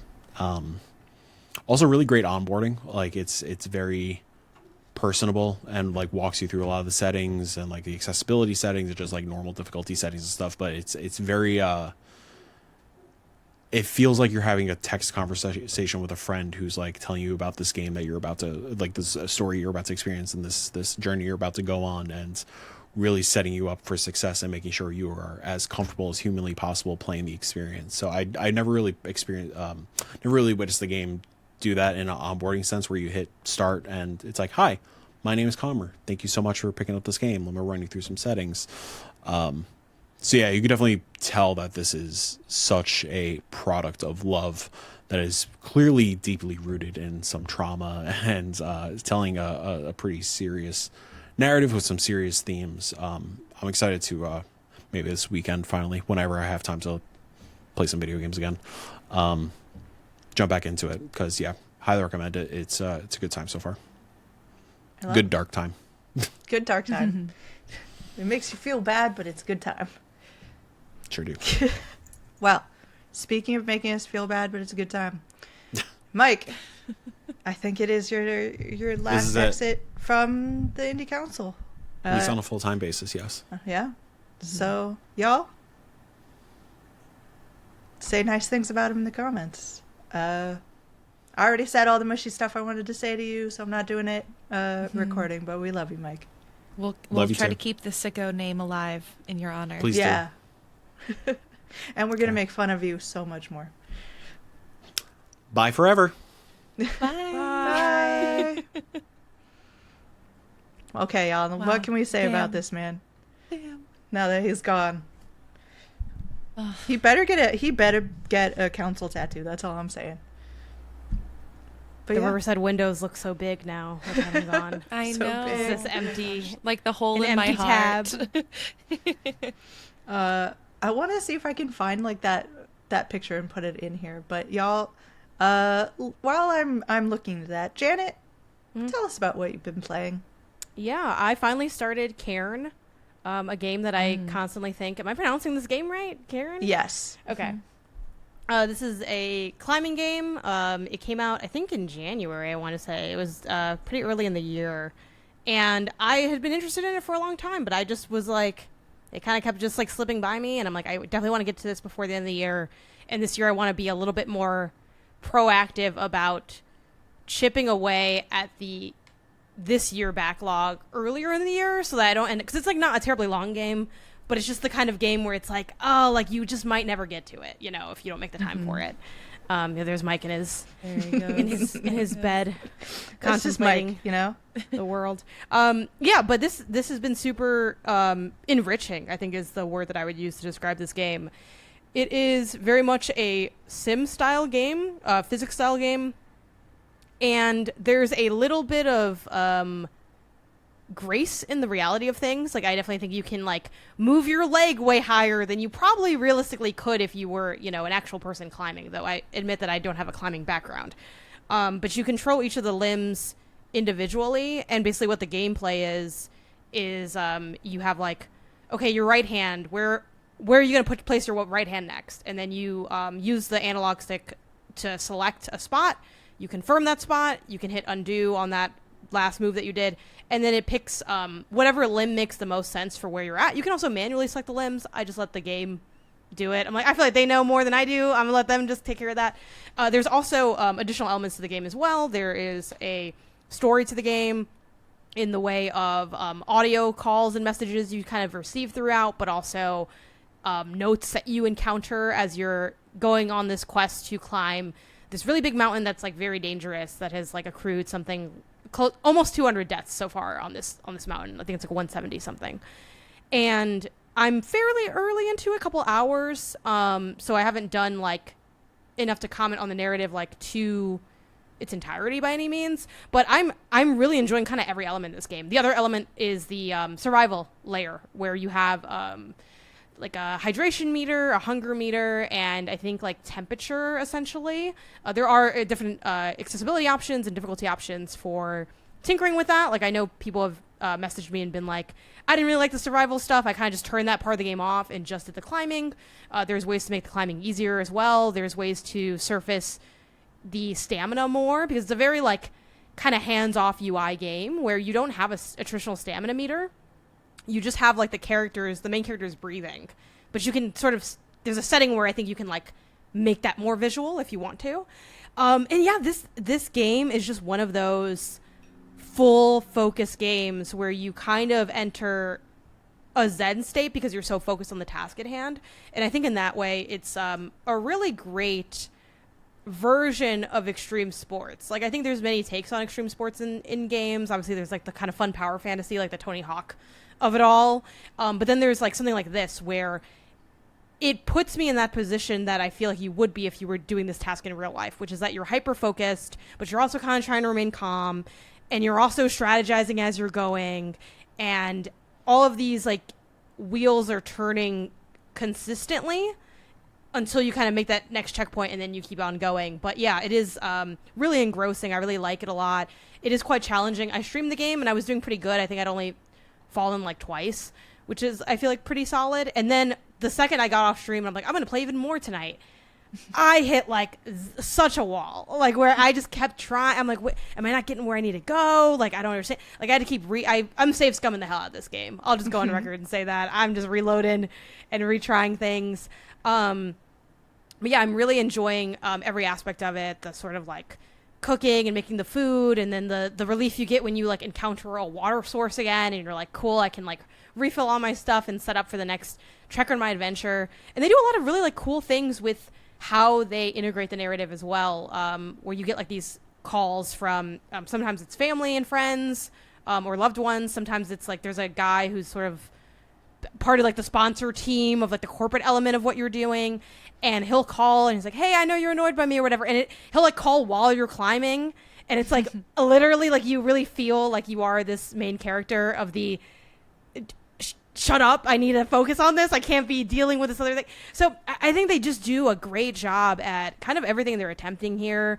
The audio design is really nice, the voice acting is incredible, the guttural scream of taking a heavy damage fall is just really evocative and painful and excruciating. Yeah, and there's also like extra voice acting things that the main character does where she'll kind of exclaim in frustration in a way that really mirrors a lot of what you're doing as the player. And there'll also be other things that sort of give you an idea that, okay, maybe things are going pretty good, where she's like, oh, okay, this is it. And I'm like, all right, yeah, I am doing it. And I find myself like really attached to this character, even though I'm the one also like controlling the character, but I feel like a very like a protectiveness where I'm like, oh, okay, I really want to make sure that like we make it to the next spot. You got that. Like, I find myself verbally, like, talking to this, especially, like, with the streaming aspect of it, like, talking to the character and hoping and willing just that next rest spot. Yeah, it's really, really good. Again, this is not news. This game has been, like, very heavily praised from kind of everyone that seemingly has played it. I have not really heard even almost any, like, criticisms of the game, which is, like, I think a big testament to how strong it is.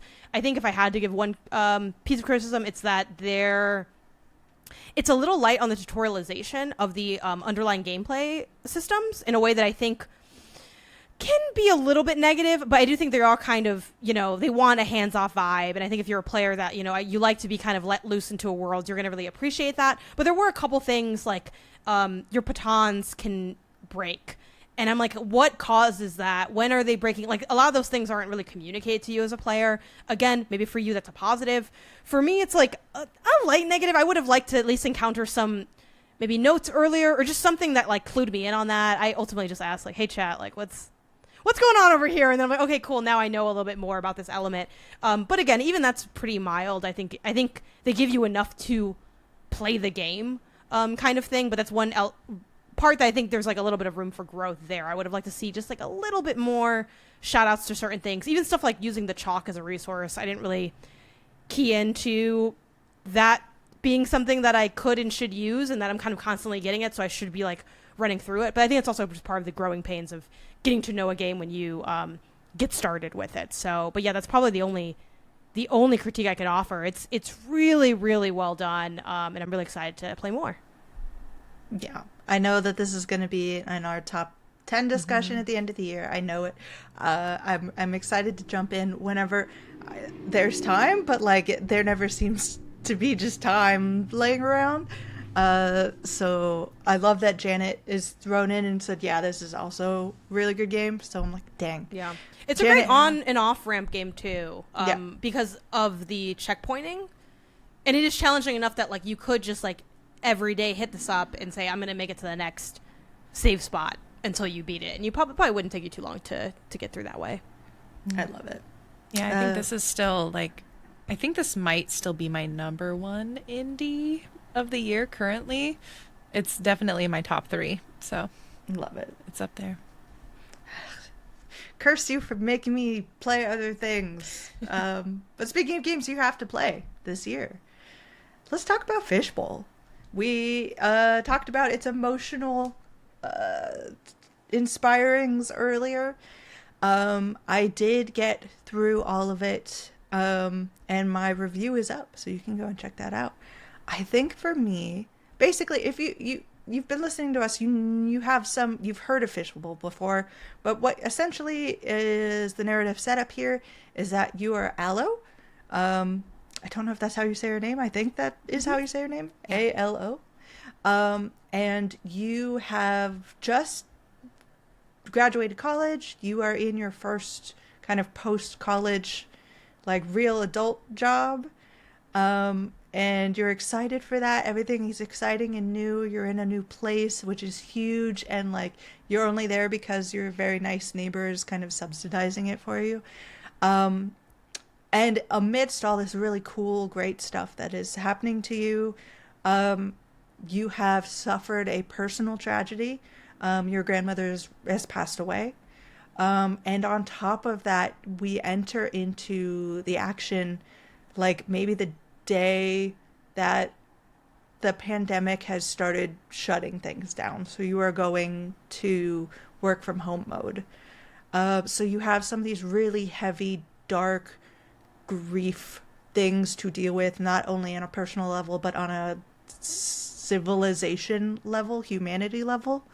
And it's a really good balance between all of those. And I think this game, there have been a lot of games that have kind of set itself in the pandemic and tried to like recreate it. I think this is the game that does the best job of recreating what it was like to go through the pandemic, because it's not using the setting as a violin pull at your strings, the heartstrings situation. It is very much what is happening in the background and informing a lot of things that are happening.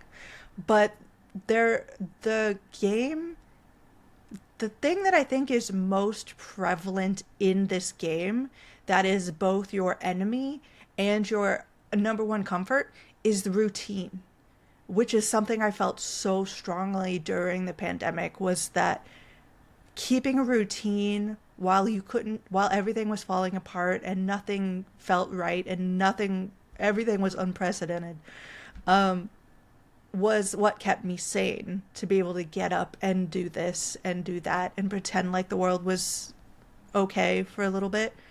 But also it kept you, like, literally for me as a human being during 2020, I was so trapped in my routine as well.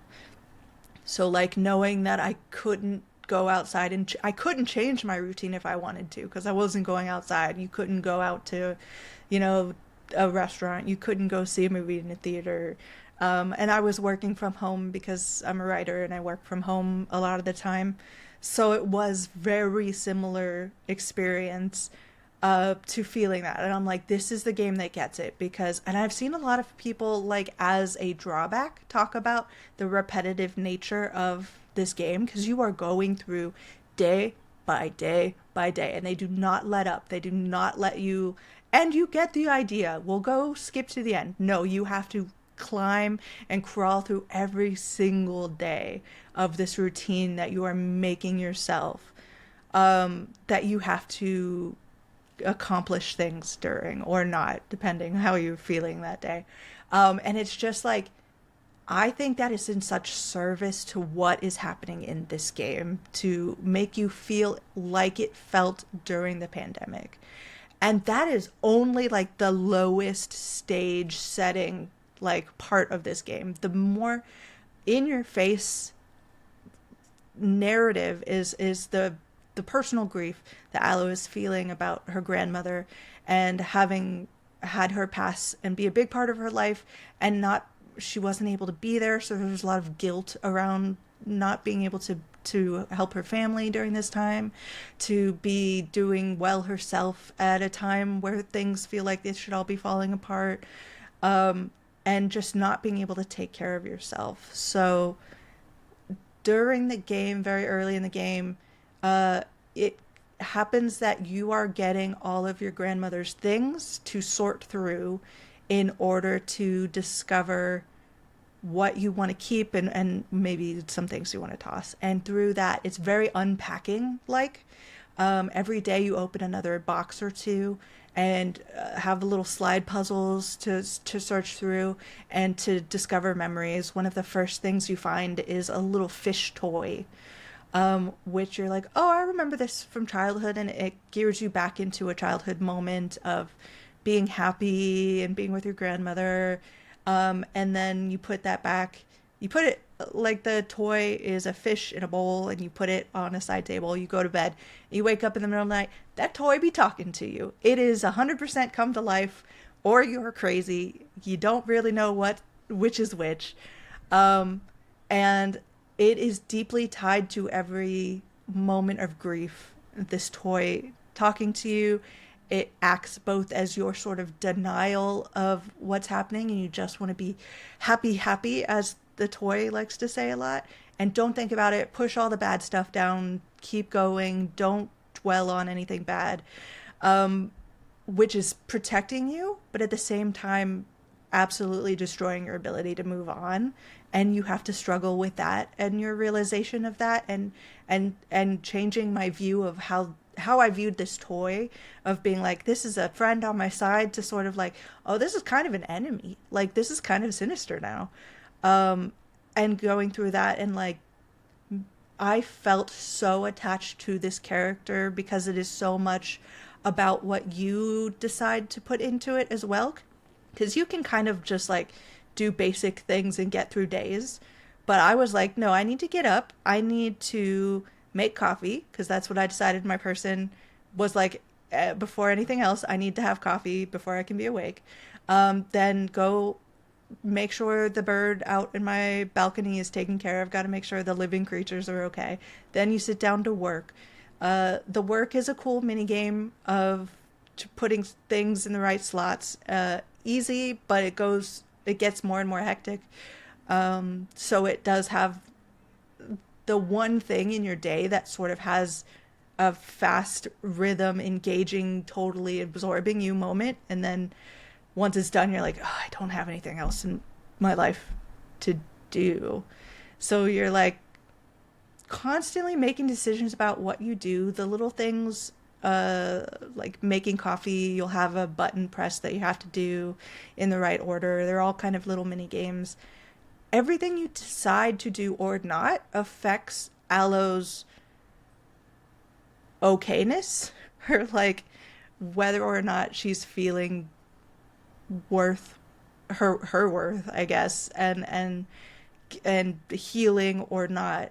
So you can see a bar above Aloe at all times, going up or down.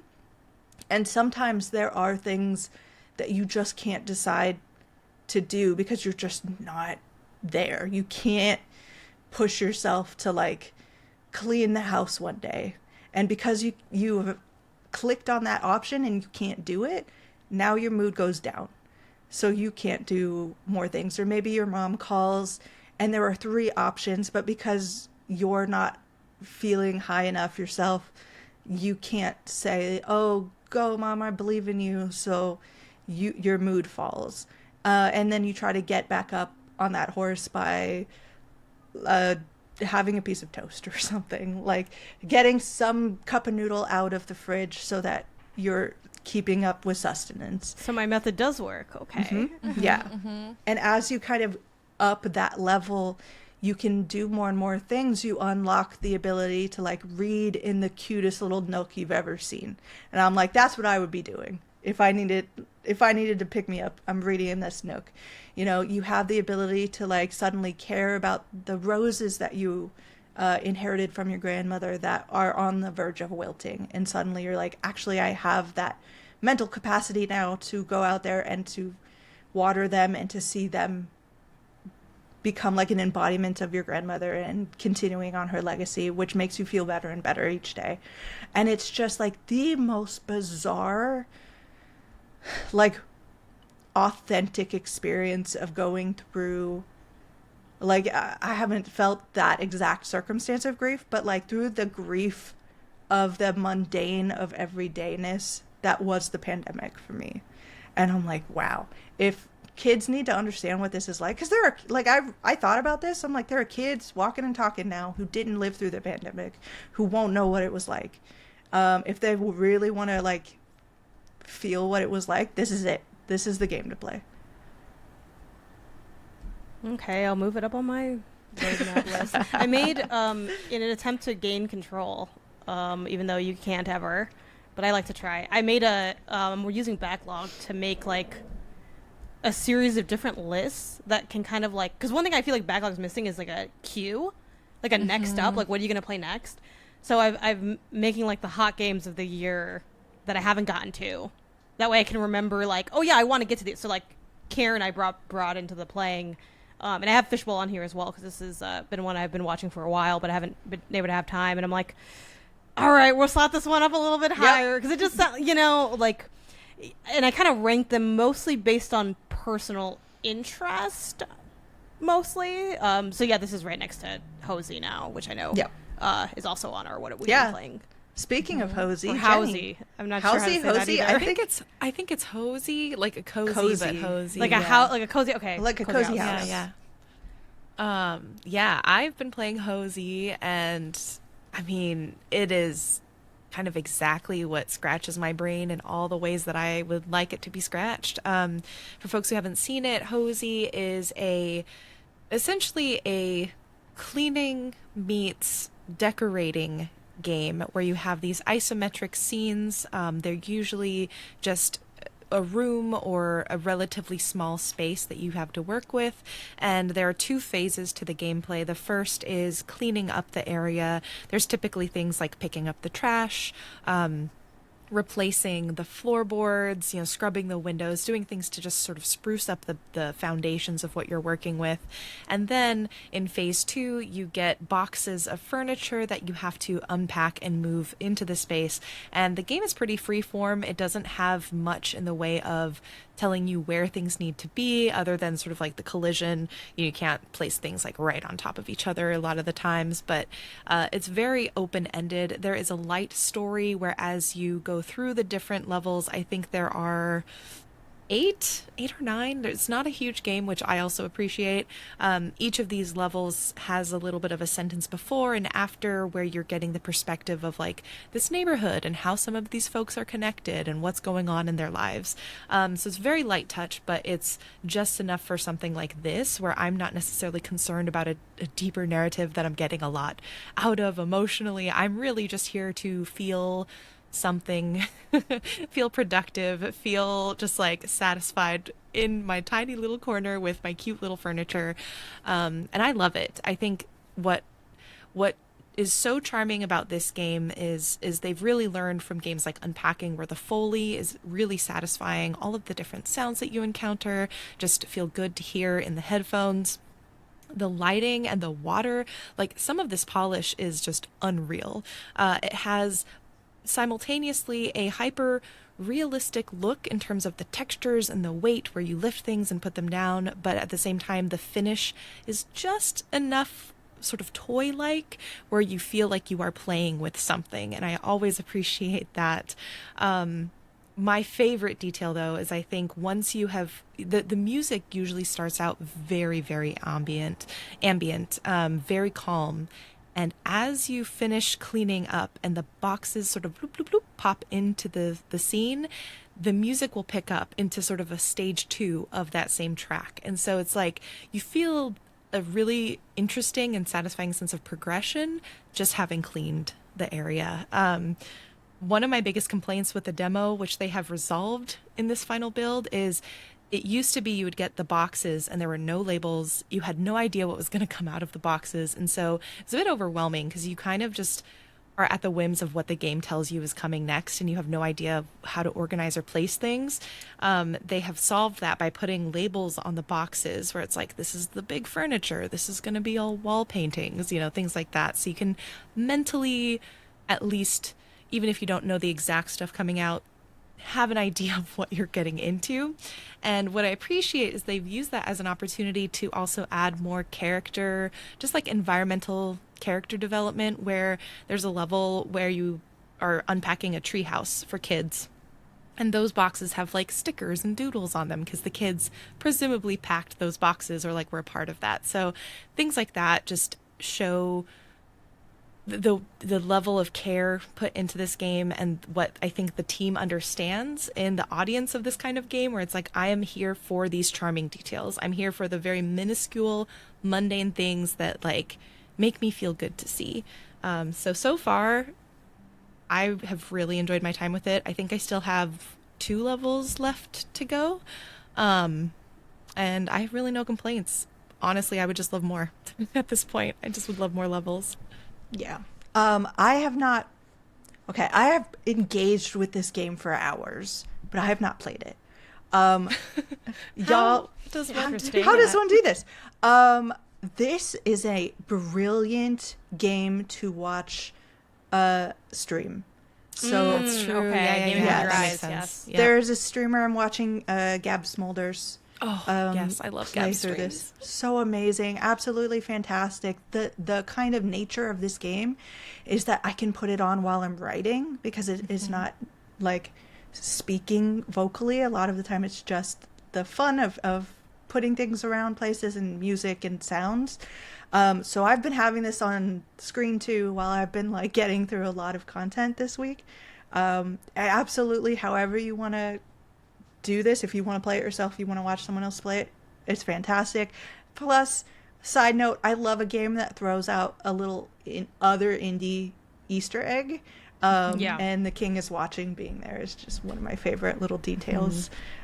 So yeah, love this game. Absolutely recommend 100%. I'm dead because I just did this in real life. Like, I just moved and had to do all of what this game is. But the thing about... Because it's funny, I mean, I don't think this is going to convince anyone who doesn't like these kind of games to, like, enjoy them more. You know, sometimes it's just, like, your taste is your taste. But I was thinking a lot about unpacking while I was unpacking. And I was like, this is actually hell on earth.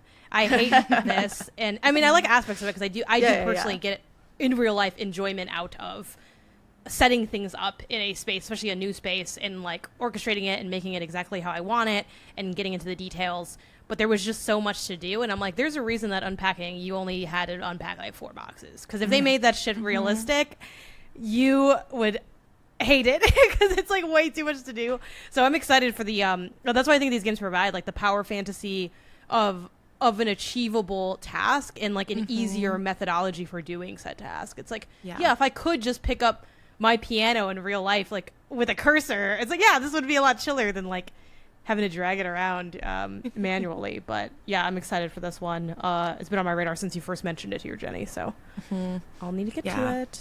Okay. Yeah, I think currently the only, just to shout out, like the only negative reviews are that it is too short for the price, it is which very I short. think is valid because it is a pretty short game. But at the same time, I'm like, I feel like the polish on this game is so impeccably done. I think it's well worth it personally, but that's something to shout for people who are exploring it. Yeah. I want to talk about a game I'm very, very excited about. Let me share my screen really fast so that y'all can this see one. what I I'm put this about on to- my list because you shouted it Because out. I shouted it out when I started playing the demo. I shouted it out in the Indie Council chat. Yeah. Because I was so freaking taken with this game. I loved it so much. This is called Cat Me If You Can. First of all, I love a good pun. The basic setup seems to be that you are in a world that is all cats. Like, there are no humans. You are a cat. You are going around. There's something has happened to the world to make everything black and white. I don't know what that catastrophic. That was unintended pun. Catastrophe was. But in order to help the world in some way, you are going around first person, taking pictures with your camera, and all of the kind of important details. And you have to find pictures of cats. Essentially, you're trying to find a certain amount of cats per level, and it is just so immensely delightful. The game is beautiful to watch. Everything is fun to play. There is a playfulness, a whimsy, 100% that comes along with playing this game. It's got like a futuristic element to it, but the first level is this kind of medieval level that you see, and you're literally, it's like a find a object, a hidden object game, but you're taking pictures of cats. There are subtle quests, like I think in the first level, if you find like a sword, a helmet, and I can't remember what the last thing is, maybe a shield, like an epic cat will appear, and it will be like this kind of Norsey kind of god cat. So they're just fun little things to do in between, as well as just finding pictures of cats curled up in the bushes around you and just exploring everything that you can do. This one was really fun. When I walked up to this, I realized the interact button, which doesn't pop up a lot because really what you can do is take pictures, popped up in front of the cups on this table. And when I hit it, knocked a cup off the table because I'm a cat taking these pictures, and of course that's what I would do to a cup. Oh, it is you're a cat. You're a cat. You're I the thought cat. Maybe No. I'm speciesist. I just assumed you'd be a human taking I don't know. cat. I don't know how the opposable thumbs. But he doesn't have thumbs. Exactly. I tell my cat all the time that he doesn't have thumbs. Doesn't have little thumbs. How it limits him. It's like, But maybe it's that's mean of unfortunate. me. I'm kind of mean to my I do cat. I'll the be same. honest. I'm Talk always bad just to my cat. like, imagine like if you had thumbs, you could open this door. I'm sorry. Yeah, Like, it's you can't do that, unfortunate. baby. It's You don't have unfortunate. thumbs. So, You can't like, help us as unpack. you- You don't have thumbs. As you go through the level, your little board here will pop up with all the pictures you've taken of the cats. Each cat is named. So I'm assuming these cats are like probably developers' real life cats, I would imagine. You have a fast travel that looks like this little My Neighbor Totoro sort of situation here. And it tells you how many cats you still have to find in that area. And literally everything is just charming and like lovely. It is such a world to go into when you're having, there's one of the like magical items for the special epic cat that you're trying to find, and there's a cat down here, and I'm like, oh, I'll get a picture of him because he's gonna make, every time you like take a picture of the cat is colorful. You can see the little cat right there. So like there's so many layers of just like, I love this sort of hidden object feeling of it, but it is very playful and very whimsical, and everything like the Foley like continues to be just amazing in the as a through line through a lot of these games. Everything is so wonderfully set up, and it is really friendly as well, because if you can't find something you're looking for, there's a little button you can push that's the radar that you can immediately go to. So like it's not going to get to, oh, I've only got 2 cats left, I have no idea where they are. So like they mitigate all the frustration you might have, and everything feels really good when you're playing. And it's just every second I'm like, what's this? I want to play around. I want to find this cat. Okay, Nightmare Before Christmas. What's this? Yeah, no, it is that level of kind of wonder for all the games. Look how cute they are. King purr a lot. How does this compare? I have 2 questions. One, how does this compare to a game like Toem? Because I do think the black and white, the photography element, like it, like when I look at it, I think a little bit about Toem. And then my second question is, would you categorize this as more of a exploration game or a hidden object game? I get that you're exploring to find the hidden objects, but it is in 3D. I imagine that in a normal hidden object game, like you have a pretty limited play field that's very densely packed, and this seems a little bit more like traditionally laid out on what you'd expect a 3D environment to be.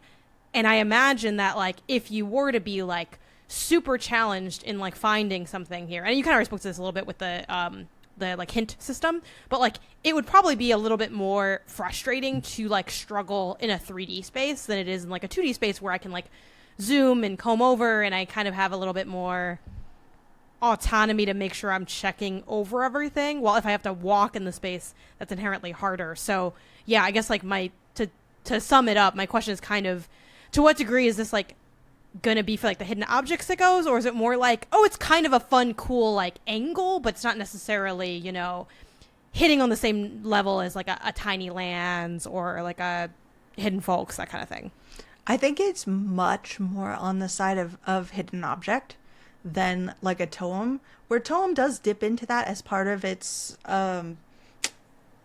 mechanical, like what should I be doing? I should be looking for a beautiful horse, and I gotta take a picture of it. It does have elements like that, but it is much more show up at this level, take pictures of cats. Because the levels, like you say, are 3D and much larger than a typical like one scene find your objects. Each level is split up into smaller areas.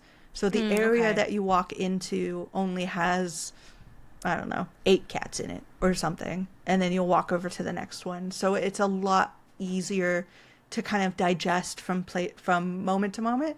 But also it has, because of its 3D space that you're in, it's so much more immersive, but also it allows for some really fun moments, like going up to one of these buildings here. This isn't the exact building, but like I just happened to look up and I found a cat hanging from a window, like Lion King-esque, like and I was like, oh, okay. So I'm like trying to take pictures in various different like situations of like, how can I make this look the most dramatic it possibly can?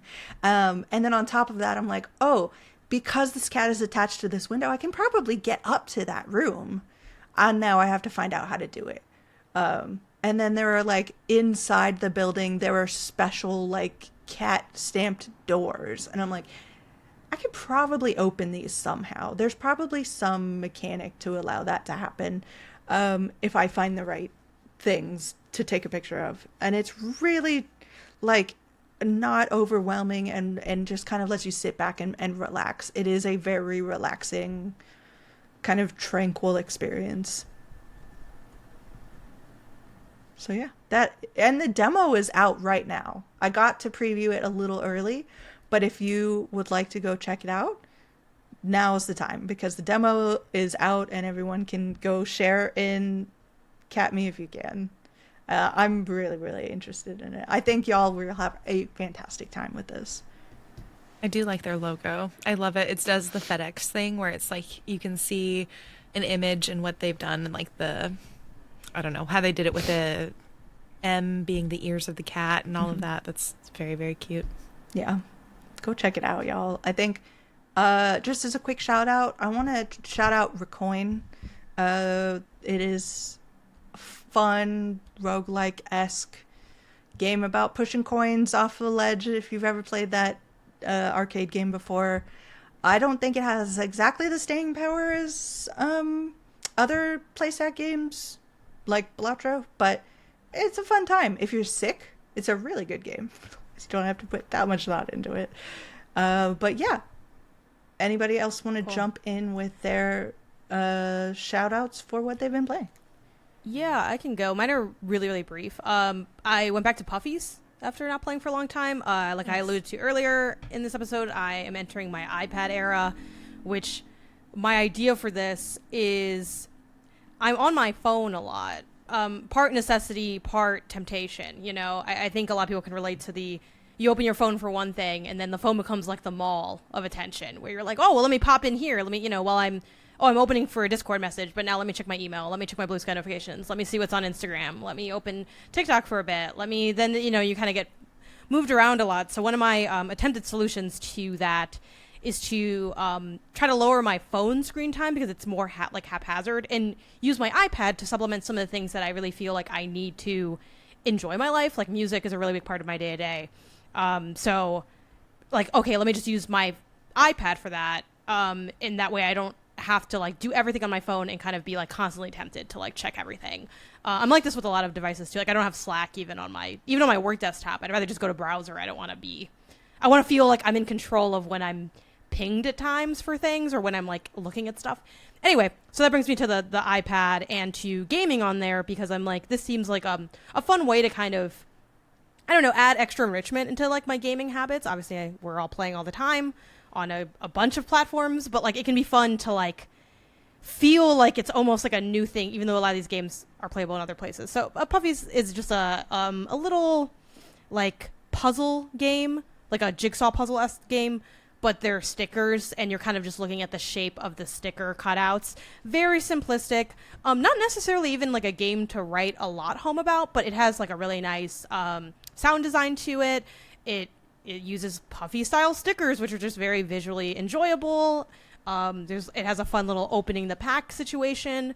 And this is sure a game that you could like multi-screen, right? Like put on Netflix and then play it. But I kind of like just playing it like with the sound on in bed, just kind of like, again, that low heart rate style of cozy game. So I've been enjoying going back to that. On the opposite end of the spectrum, I have continued Silksong, Act 3. Jenny, I forget, did you do Act 3? Mm-hmm. And then Jill, would you end up on Silksong again? I forget. No, I'm in Act 1, y'all. Okay. I'm and then 100%. Jane, did you finish Act 3? I did finish Act That's 3. crazy. Okay, Yeah. so I won't spend a lot of time talking about this. Time. Because I'll check in later with like where I end. Do I finish it? Do I, whatever. But I started that. I guess actually I'll speak to that at the very end of what I'm saying in case people don't want Act 3 spoilers at all. I wanted to shout out a Ranger getting a port to mobile. This is a game that came out a number of years ago. Cool, like sliding tile puzzle game. It's like adventure overworld, you're like top down, but you sort of slide the tiles to solve different things and to traverse and to fight. Really unique gameplay mechanics, I feel like. This was one that admittedly I started it seems like a good game, but something about it just did not make me see it through. Like I didn't feel like I needed to keep playing it. Got the PR email that this is now on mobile as its own like app that you can buy. So before this you could play it on like iPhone, iPad, etc., like through Netflix games. Now you can just buy it straight out, which is really cool. I think it's great for teams to be able to like sell their games in more ways. This also notably mentioned that like when you buy it as like a standalone app, it's like automatically at 60 FPS, while like the Netflix one is at 30 for some reason, which felt like a cool share, but then it also felt like, ooh, is this like light Netflix game shade? And I get that they're obviously trying to like just give you the information on like what's cool about this, what can you share with your readers and audience, but that did stand out to me for sure. And we've talked a lot about Netflix games. Doesn't seem like it's going that great, like I don't think we have a lot of confidence in their commitment to staying the course on the challenges of being sort of a space for games. It seems a little bit sloppy, for lack of a better term. Again, I'm sure there's people there that are making real attempts at things. So for that being said, like it's nice to have games freed from being just on Netflix games when it comes to the mobile thing. So yeah, I'm gonna pick this up. I requested a mobile code. I'm like, I don't know if you guys are even doing mobile codes because this is like pretty old and like it's not that deep. Also, it's not that expensive either. But yeah, I want to hit this back up on my iPad because now, for some reason, now it's more interesting to me. I think just the idea of having the tactile nature of getting to touch and move the tiles feels like it'll be a more enriching experience than when I was playing on PC or deck, where it's so cool, but it's like, I don't know, it's a different tactile feeling. Slay the Spire 2, Act 3. I'm working on this because I want to a degree, but also for we're doing a spoiler cast on Remap, and I'm like, I want to at least spend time with it. I now have a deadline for that. It's like the end of the month. There's no way in hell I'm beating Act 3 in 2 weeks. You got this. I don't even know if I want, like, could I theoretically do it? Maybe.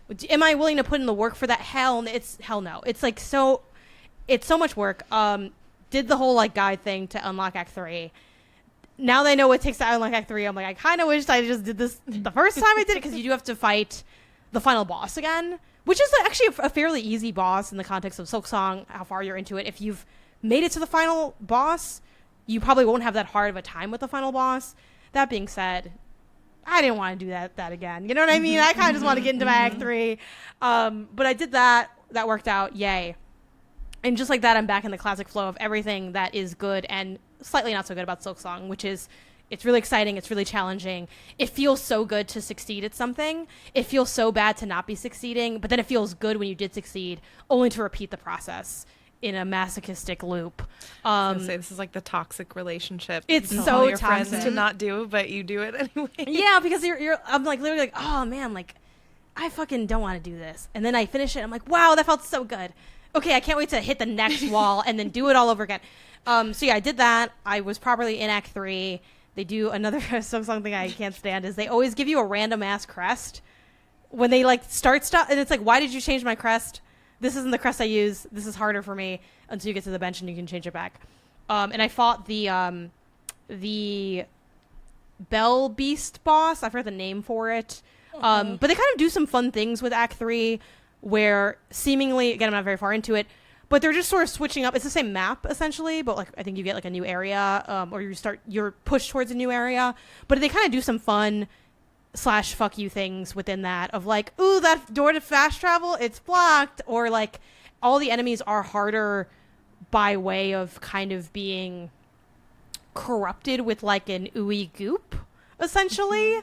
And it makes their like fighting them feel differently, where it's like, oh, suddenly I have to worry about like they can kind of extend the tendril, like a black tendril towards you. They can also shoot like black goopy projectiles, and it like does change how you move through the space. And they also have another cool thing I discovered, which is like if you find like kind of the core goop of an area, you can destroy that, and then like those enemies are back to normal enemies, and then suddenly it feels really easy, which is kind of like just a fun.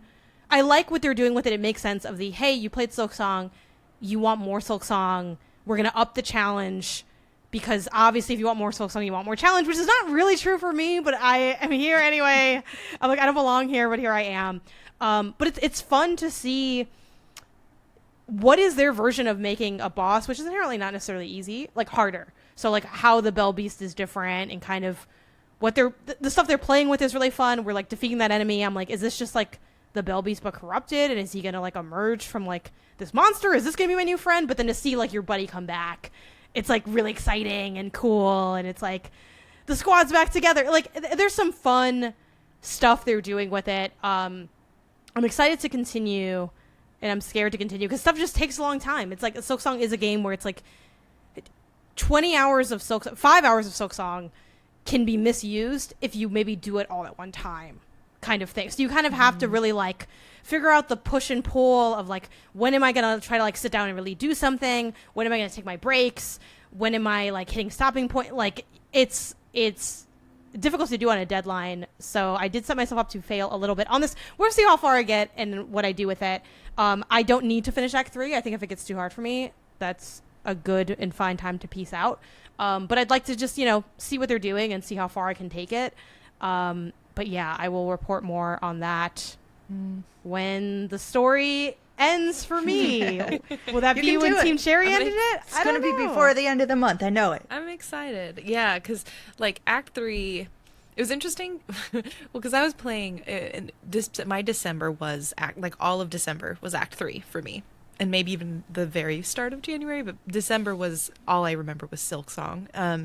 And it was funny because I had a friend who was simultaneously playing, and we were in the same spot, and they're like, oh, once you hit Act 3, I mean, it's hard, but I feel like once you get here, you're just like coasting because it's like, you know what's going on. And I'm like, no, that's not how I feel at all. I feel like this is really hard. It was already hard. This is getting even harder. But yeah, I'm looking forward to it because, I mean, it took me the better part of a month on break when I had a ton of time where I was just sitting playing this game. But I believe you could do it with persistence. I feel like you have it in you. Thank you. It's just if you want to do the persistence, you know what I mean? Because you've done it, even though I don't actually know how close we are in like, I haven't seen like gameplay to gameplay, like what does your fighting look like versus mine. But I feel vindicated in that we have the same explore first combat because I need to do it to keep exploring. So that makes me a little optimistic that I can push through. And a lot of people online have been like, it is that classic thing of every boss you're going to be like, I think this is like the one that's going to, end my time, and then you can push through that. I guess the last thing I'll say on it is don't be discouraged about putting it down for a while and coming back. I think a lot of people don't do Act 3 because they're like, it's been so long, I could never learn how to play this game again. It really didn't take that long for me to feel comfortable with the hardest thing was I forgot that you can hit L1 for the map and don't have to just keep opening the menu. And also I forgot how to you get like a kind of grapply dash thing, and I just kind of forgot like what button that was on. And then also just kind of remembering like, oh yeah, right, I can only do the crest stuff at the back. Okay, cool. Like there's a couple things, like it definitely was not like I could pick it up and be immediately as good as I was, but it did not actually take very long at all to remember, because I do think Silksong's controls are fairly like simplistic. Like it's a hard game, but like it's not hard to know what playing it is. So I definitely think don't let that stop you from Return Act 3, especially with the DLC on the way. I can imagine a lot of people might be wanting to clean up their time in Silksong. Just like riding a bike. Yeah, that's so I hear. Yeah. Did you want to go slay the Spire? Yeah. Oh, yeah, sorry. I forgot I had that in there. This is just a PSA. I am still playing Slay the Spire even though I should stop. I've slowed down to play other games. But I had this really weird issue, and I had it for a while. I just kind of forgot I had it, where it wouldn't work on my Steam Deck anymore. Like, I'd hit to launch the game and it just would not work. I forgot this was a problem because I would end up playing on my Mac. I forgot this was available on Mac also, which is really cool. I can cast to my TV, and then me and Isaiah will be in the living room playing. Super fun. But yeah, I found, and by I mean Isaiah did all of this, a Reddit thread on r/Slay-Aspire posted by investigator number, like NO 2675. And they wrote Slay the Spire 2 not working on Steam Deck. And Isaiah basically just followed a bunch of there's like different suggestions of funky, like, turn this off, turn it on, do this to like whatever, like, and that ended up eventually like fixing the issue. So that being said, unfortunately, it doesn't seem like it's just like, I don't know, they patched fixing this. I'm not really sure what even causes it, but if you have had that issue, it is solvable, and you can just kind of troubleshoot from here, which Isaiah's done for me, and now I get my Steam Deck Slay the Spire back, so I'm excited to keep playing. And I start another run, even though I should play literally anything else, but I still have things I want to do in Slay the Spire 2. So many things to play. Jenny, speaking of which, what have you been playing? Yeah, mine are all very quick because mostly it's just starting different games. So I spent the most time in Hozy, which we talked about. KuloNiku Bowl Up recently released, and this is from a team in Indonesia. Let me make sure I get their name. Gambier Studio, published by Raw Fury. This is a classic, cooking restaurant management game meets cooking competition game. Very, very charming. It has almost like, I don't know, Mega Man like 64 kind of art style in terms of the character models, but very like anime, sort of chibi inspired. You spend your days restoring a restaurant that your grandmother owned, that your parents didn't necessarily want you to go into as a career, but you feel passionate about cooking. So you are running like a meatball ramen shop. And so during the day, you have customers that come in, they have you make orders. I appreciate how it feels very much like a custom recipe every time. Like you have what they call like a classic bowl, but people will ask for different extras thrown in, like an extra meatball or like tendons or something. Some folks would want things a little bit more sweet or a little more spicy, and so you have the flavors that you need to add to help customize to their taste. So it's a little bit less like, I would say, good pizza, great pizza, where it's very, like, I felt like it's really rote. This feels like it has a little bit more flexibility to it, and you use that money to upgrade your shop, make it the best you can, and then to prove your worth in the neighborhood, you have these cooking competitions that happen once a week. And so you can enter, go up against all the different chefs in the area, because everyone on this street also does meatballs and ramen. I guess that's like the culture of this street specifically that people come to. And I found it really charming. I've only played like probably an hour and a half, just under 2 hours, so I'm very early on in the story, but it's lighthearted, it's silly, it's fun. They allude to sort of deeper secrets that you get to learn about your assistant who's helping you do the marketing of your shop. You have a darker secret as well that the game will be unraveling as you play further. And there seems to be like relationship stuff that you potentially could do if you're interested in like making like and deepening your friendships with some of the characters. You also have a rival, which I always appreciate, and your rival actually was like good friends with your grandmother. So it's all very wholesome, very like slice of life anime feeling as you play, and I thought it was very charming. Petal Runner, I just played the demo of. It's only about an hour, very much like a retro pixel art, sort of classic looking vibe, very pastel-y if you love that kind of candy pastel look. And I mentioned earlier with the Pelican post about how my dream is to be some sort of delivery, like postal worker or courier. This is another courier kind of game where you are in this like solar punk world, and you are a courier delivering digital pets to customers. And so just super cute. The demo has me really excited. I think this demo is interesting because it sets you in the second area of the game, or the second district. I guess there was a demo available earlier that showed off the first, which I didn't try out. But it feels just really cute, very just like heartwarming. And yeah, the demo's still available on Steam. I just checked. So if you love like the Tamagotchi digital pet references, if you love retro sort of slice of life games, this is definitely one to keep an eye on. And then this is an oldie. I think it came out in 2021. But I am playing Chicory, A Colorful Tale for Geeks and Grounds, my game club. If anyone else wants to join in. Yeah, it's a game I'm going to run to that episode. Yes. Oh my gosh. I'm really excited. I've started this game 2 other times and loved it, but just I forget why. I just never continued. I always like fell off for some reason. And this is my time. I'm like, I have to lock in. I need to finish this game because I know it is that good. Mm-hmm. For folks who haven't heard about Chicory, this is by Wishes Unlimited, which is like Greg Lobanov, Lena Rain, like a powerhouse group of devs who've worked on Wander, Song, Celeste, a number of other titles. I almost said Wander Stop. I know. I've done that so often. And I was like, Jenny, I'm so glad that you validated me. But the story is you play as a pup who actually works for the all-famous wielder and painter Chicory. One day, as you're doing your janitorial duties in Chicory's like house or workplace, it's not totally clear, a bit of both, you find that the colors in the world actually completely go missing, and Chicory is nowhere to be found, but Chicory's brush is left. So at the start of the game, you decide, hey, I have admired Chicory so much, I feel like I could do this. I'm going to pick up the brush and help Chicory until she comes back by adding color into the world. I'm already super intrigued by the themes of like, you have sort of hero worship on one end, that you are seeing Chicory, you like love what she does, but we are learning how she is fallible and she's not like as, you know, nobody is as perfect as you make them out to be in your head, right? And so that's one element that I've been seeing already in the story. The fact that you are putting yourself in the shoes of a wielder, and now other people seeing you as this hero is really fascinating. And it's like, what happens when you are put in a position where all of a sudden people are looking up to you?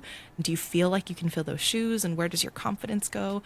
So yeah, I'm really excited. And the premise of this game mechanically is that as you explore in a very Zelda-like way, it's got like the shifting screens, you are solving sort of environmental puzzles and unlocking areas, but you're also coloring the world in. So it's a really interesting tension of like, you want to progress the story, but as a player, I'm also really wanting to make sure I stop and like color the roses, you know, and just make sure I actually enjoy what the game has created in terms of like a sandbox for us to play in. So yeah, so far I'm loving it. I'm probably a third of the way through at this point, and I'll be putting in a lot of time and probably finishing it by next week to be able to talk about it on the game club. Yeah, because you got to get ready for Beastie Ball. I know, I'm so excited for Beastie Balls 1.0. Currently in early access. I love Chicory. It's so good. And I feel like even just Jill, you pulling up the gameplay reminded me of like, yeah, this game was like really good. Because I think it's one of those things where it's like, at the time, I forget if it was my game of the year. If it wasn't, it was very high. And I think it's, in a way, easy to look back and be like, okay, but was it really that good? And it's like, actually, it kind of was. Like, I think it just, the side quests in that game are so good. And I think the ways that they use the paint for so many things, like it is traversal, it's puzzle solving, it's like side quest favors, it's like for fun, it's for, there's those really cool, I imagine at this point you've already seen like the paint, I think there's like a paint school or whatever, where you can do like the like, it's like there, it's the kind of I enjoy in a game where if you want, you could just be like, I'm done, and then you kind of just submit it, and they're like, it's fine. Or you could like really try, and it is just like for yourself if you feel like you want to put in that extra effort and try to like make the painting as good as you can. But it also like it's weird, the tools are like wide, but they're also like specific enough that you really don't need like I'm not someone who really can draw pretty much at all. Like I was interested in drawing as a kid, and I could draw a couple things here and there, but nothing like I never really kept with it. And Paint is probably even worse. I have like such a little background in it.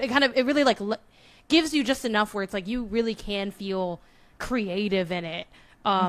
Which is like really cool when you think of like the story is like it has that good like putting you in the character's shoes. Yeah, I'm excited to hear more about it, which is the fun of your show, where it's like I'm there every episode. You can be like, okay, this is the game that I'm really interested in, so I'm going to pop in for this one.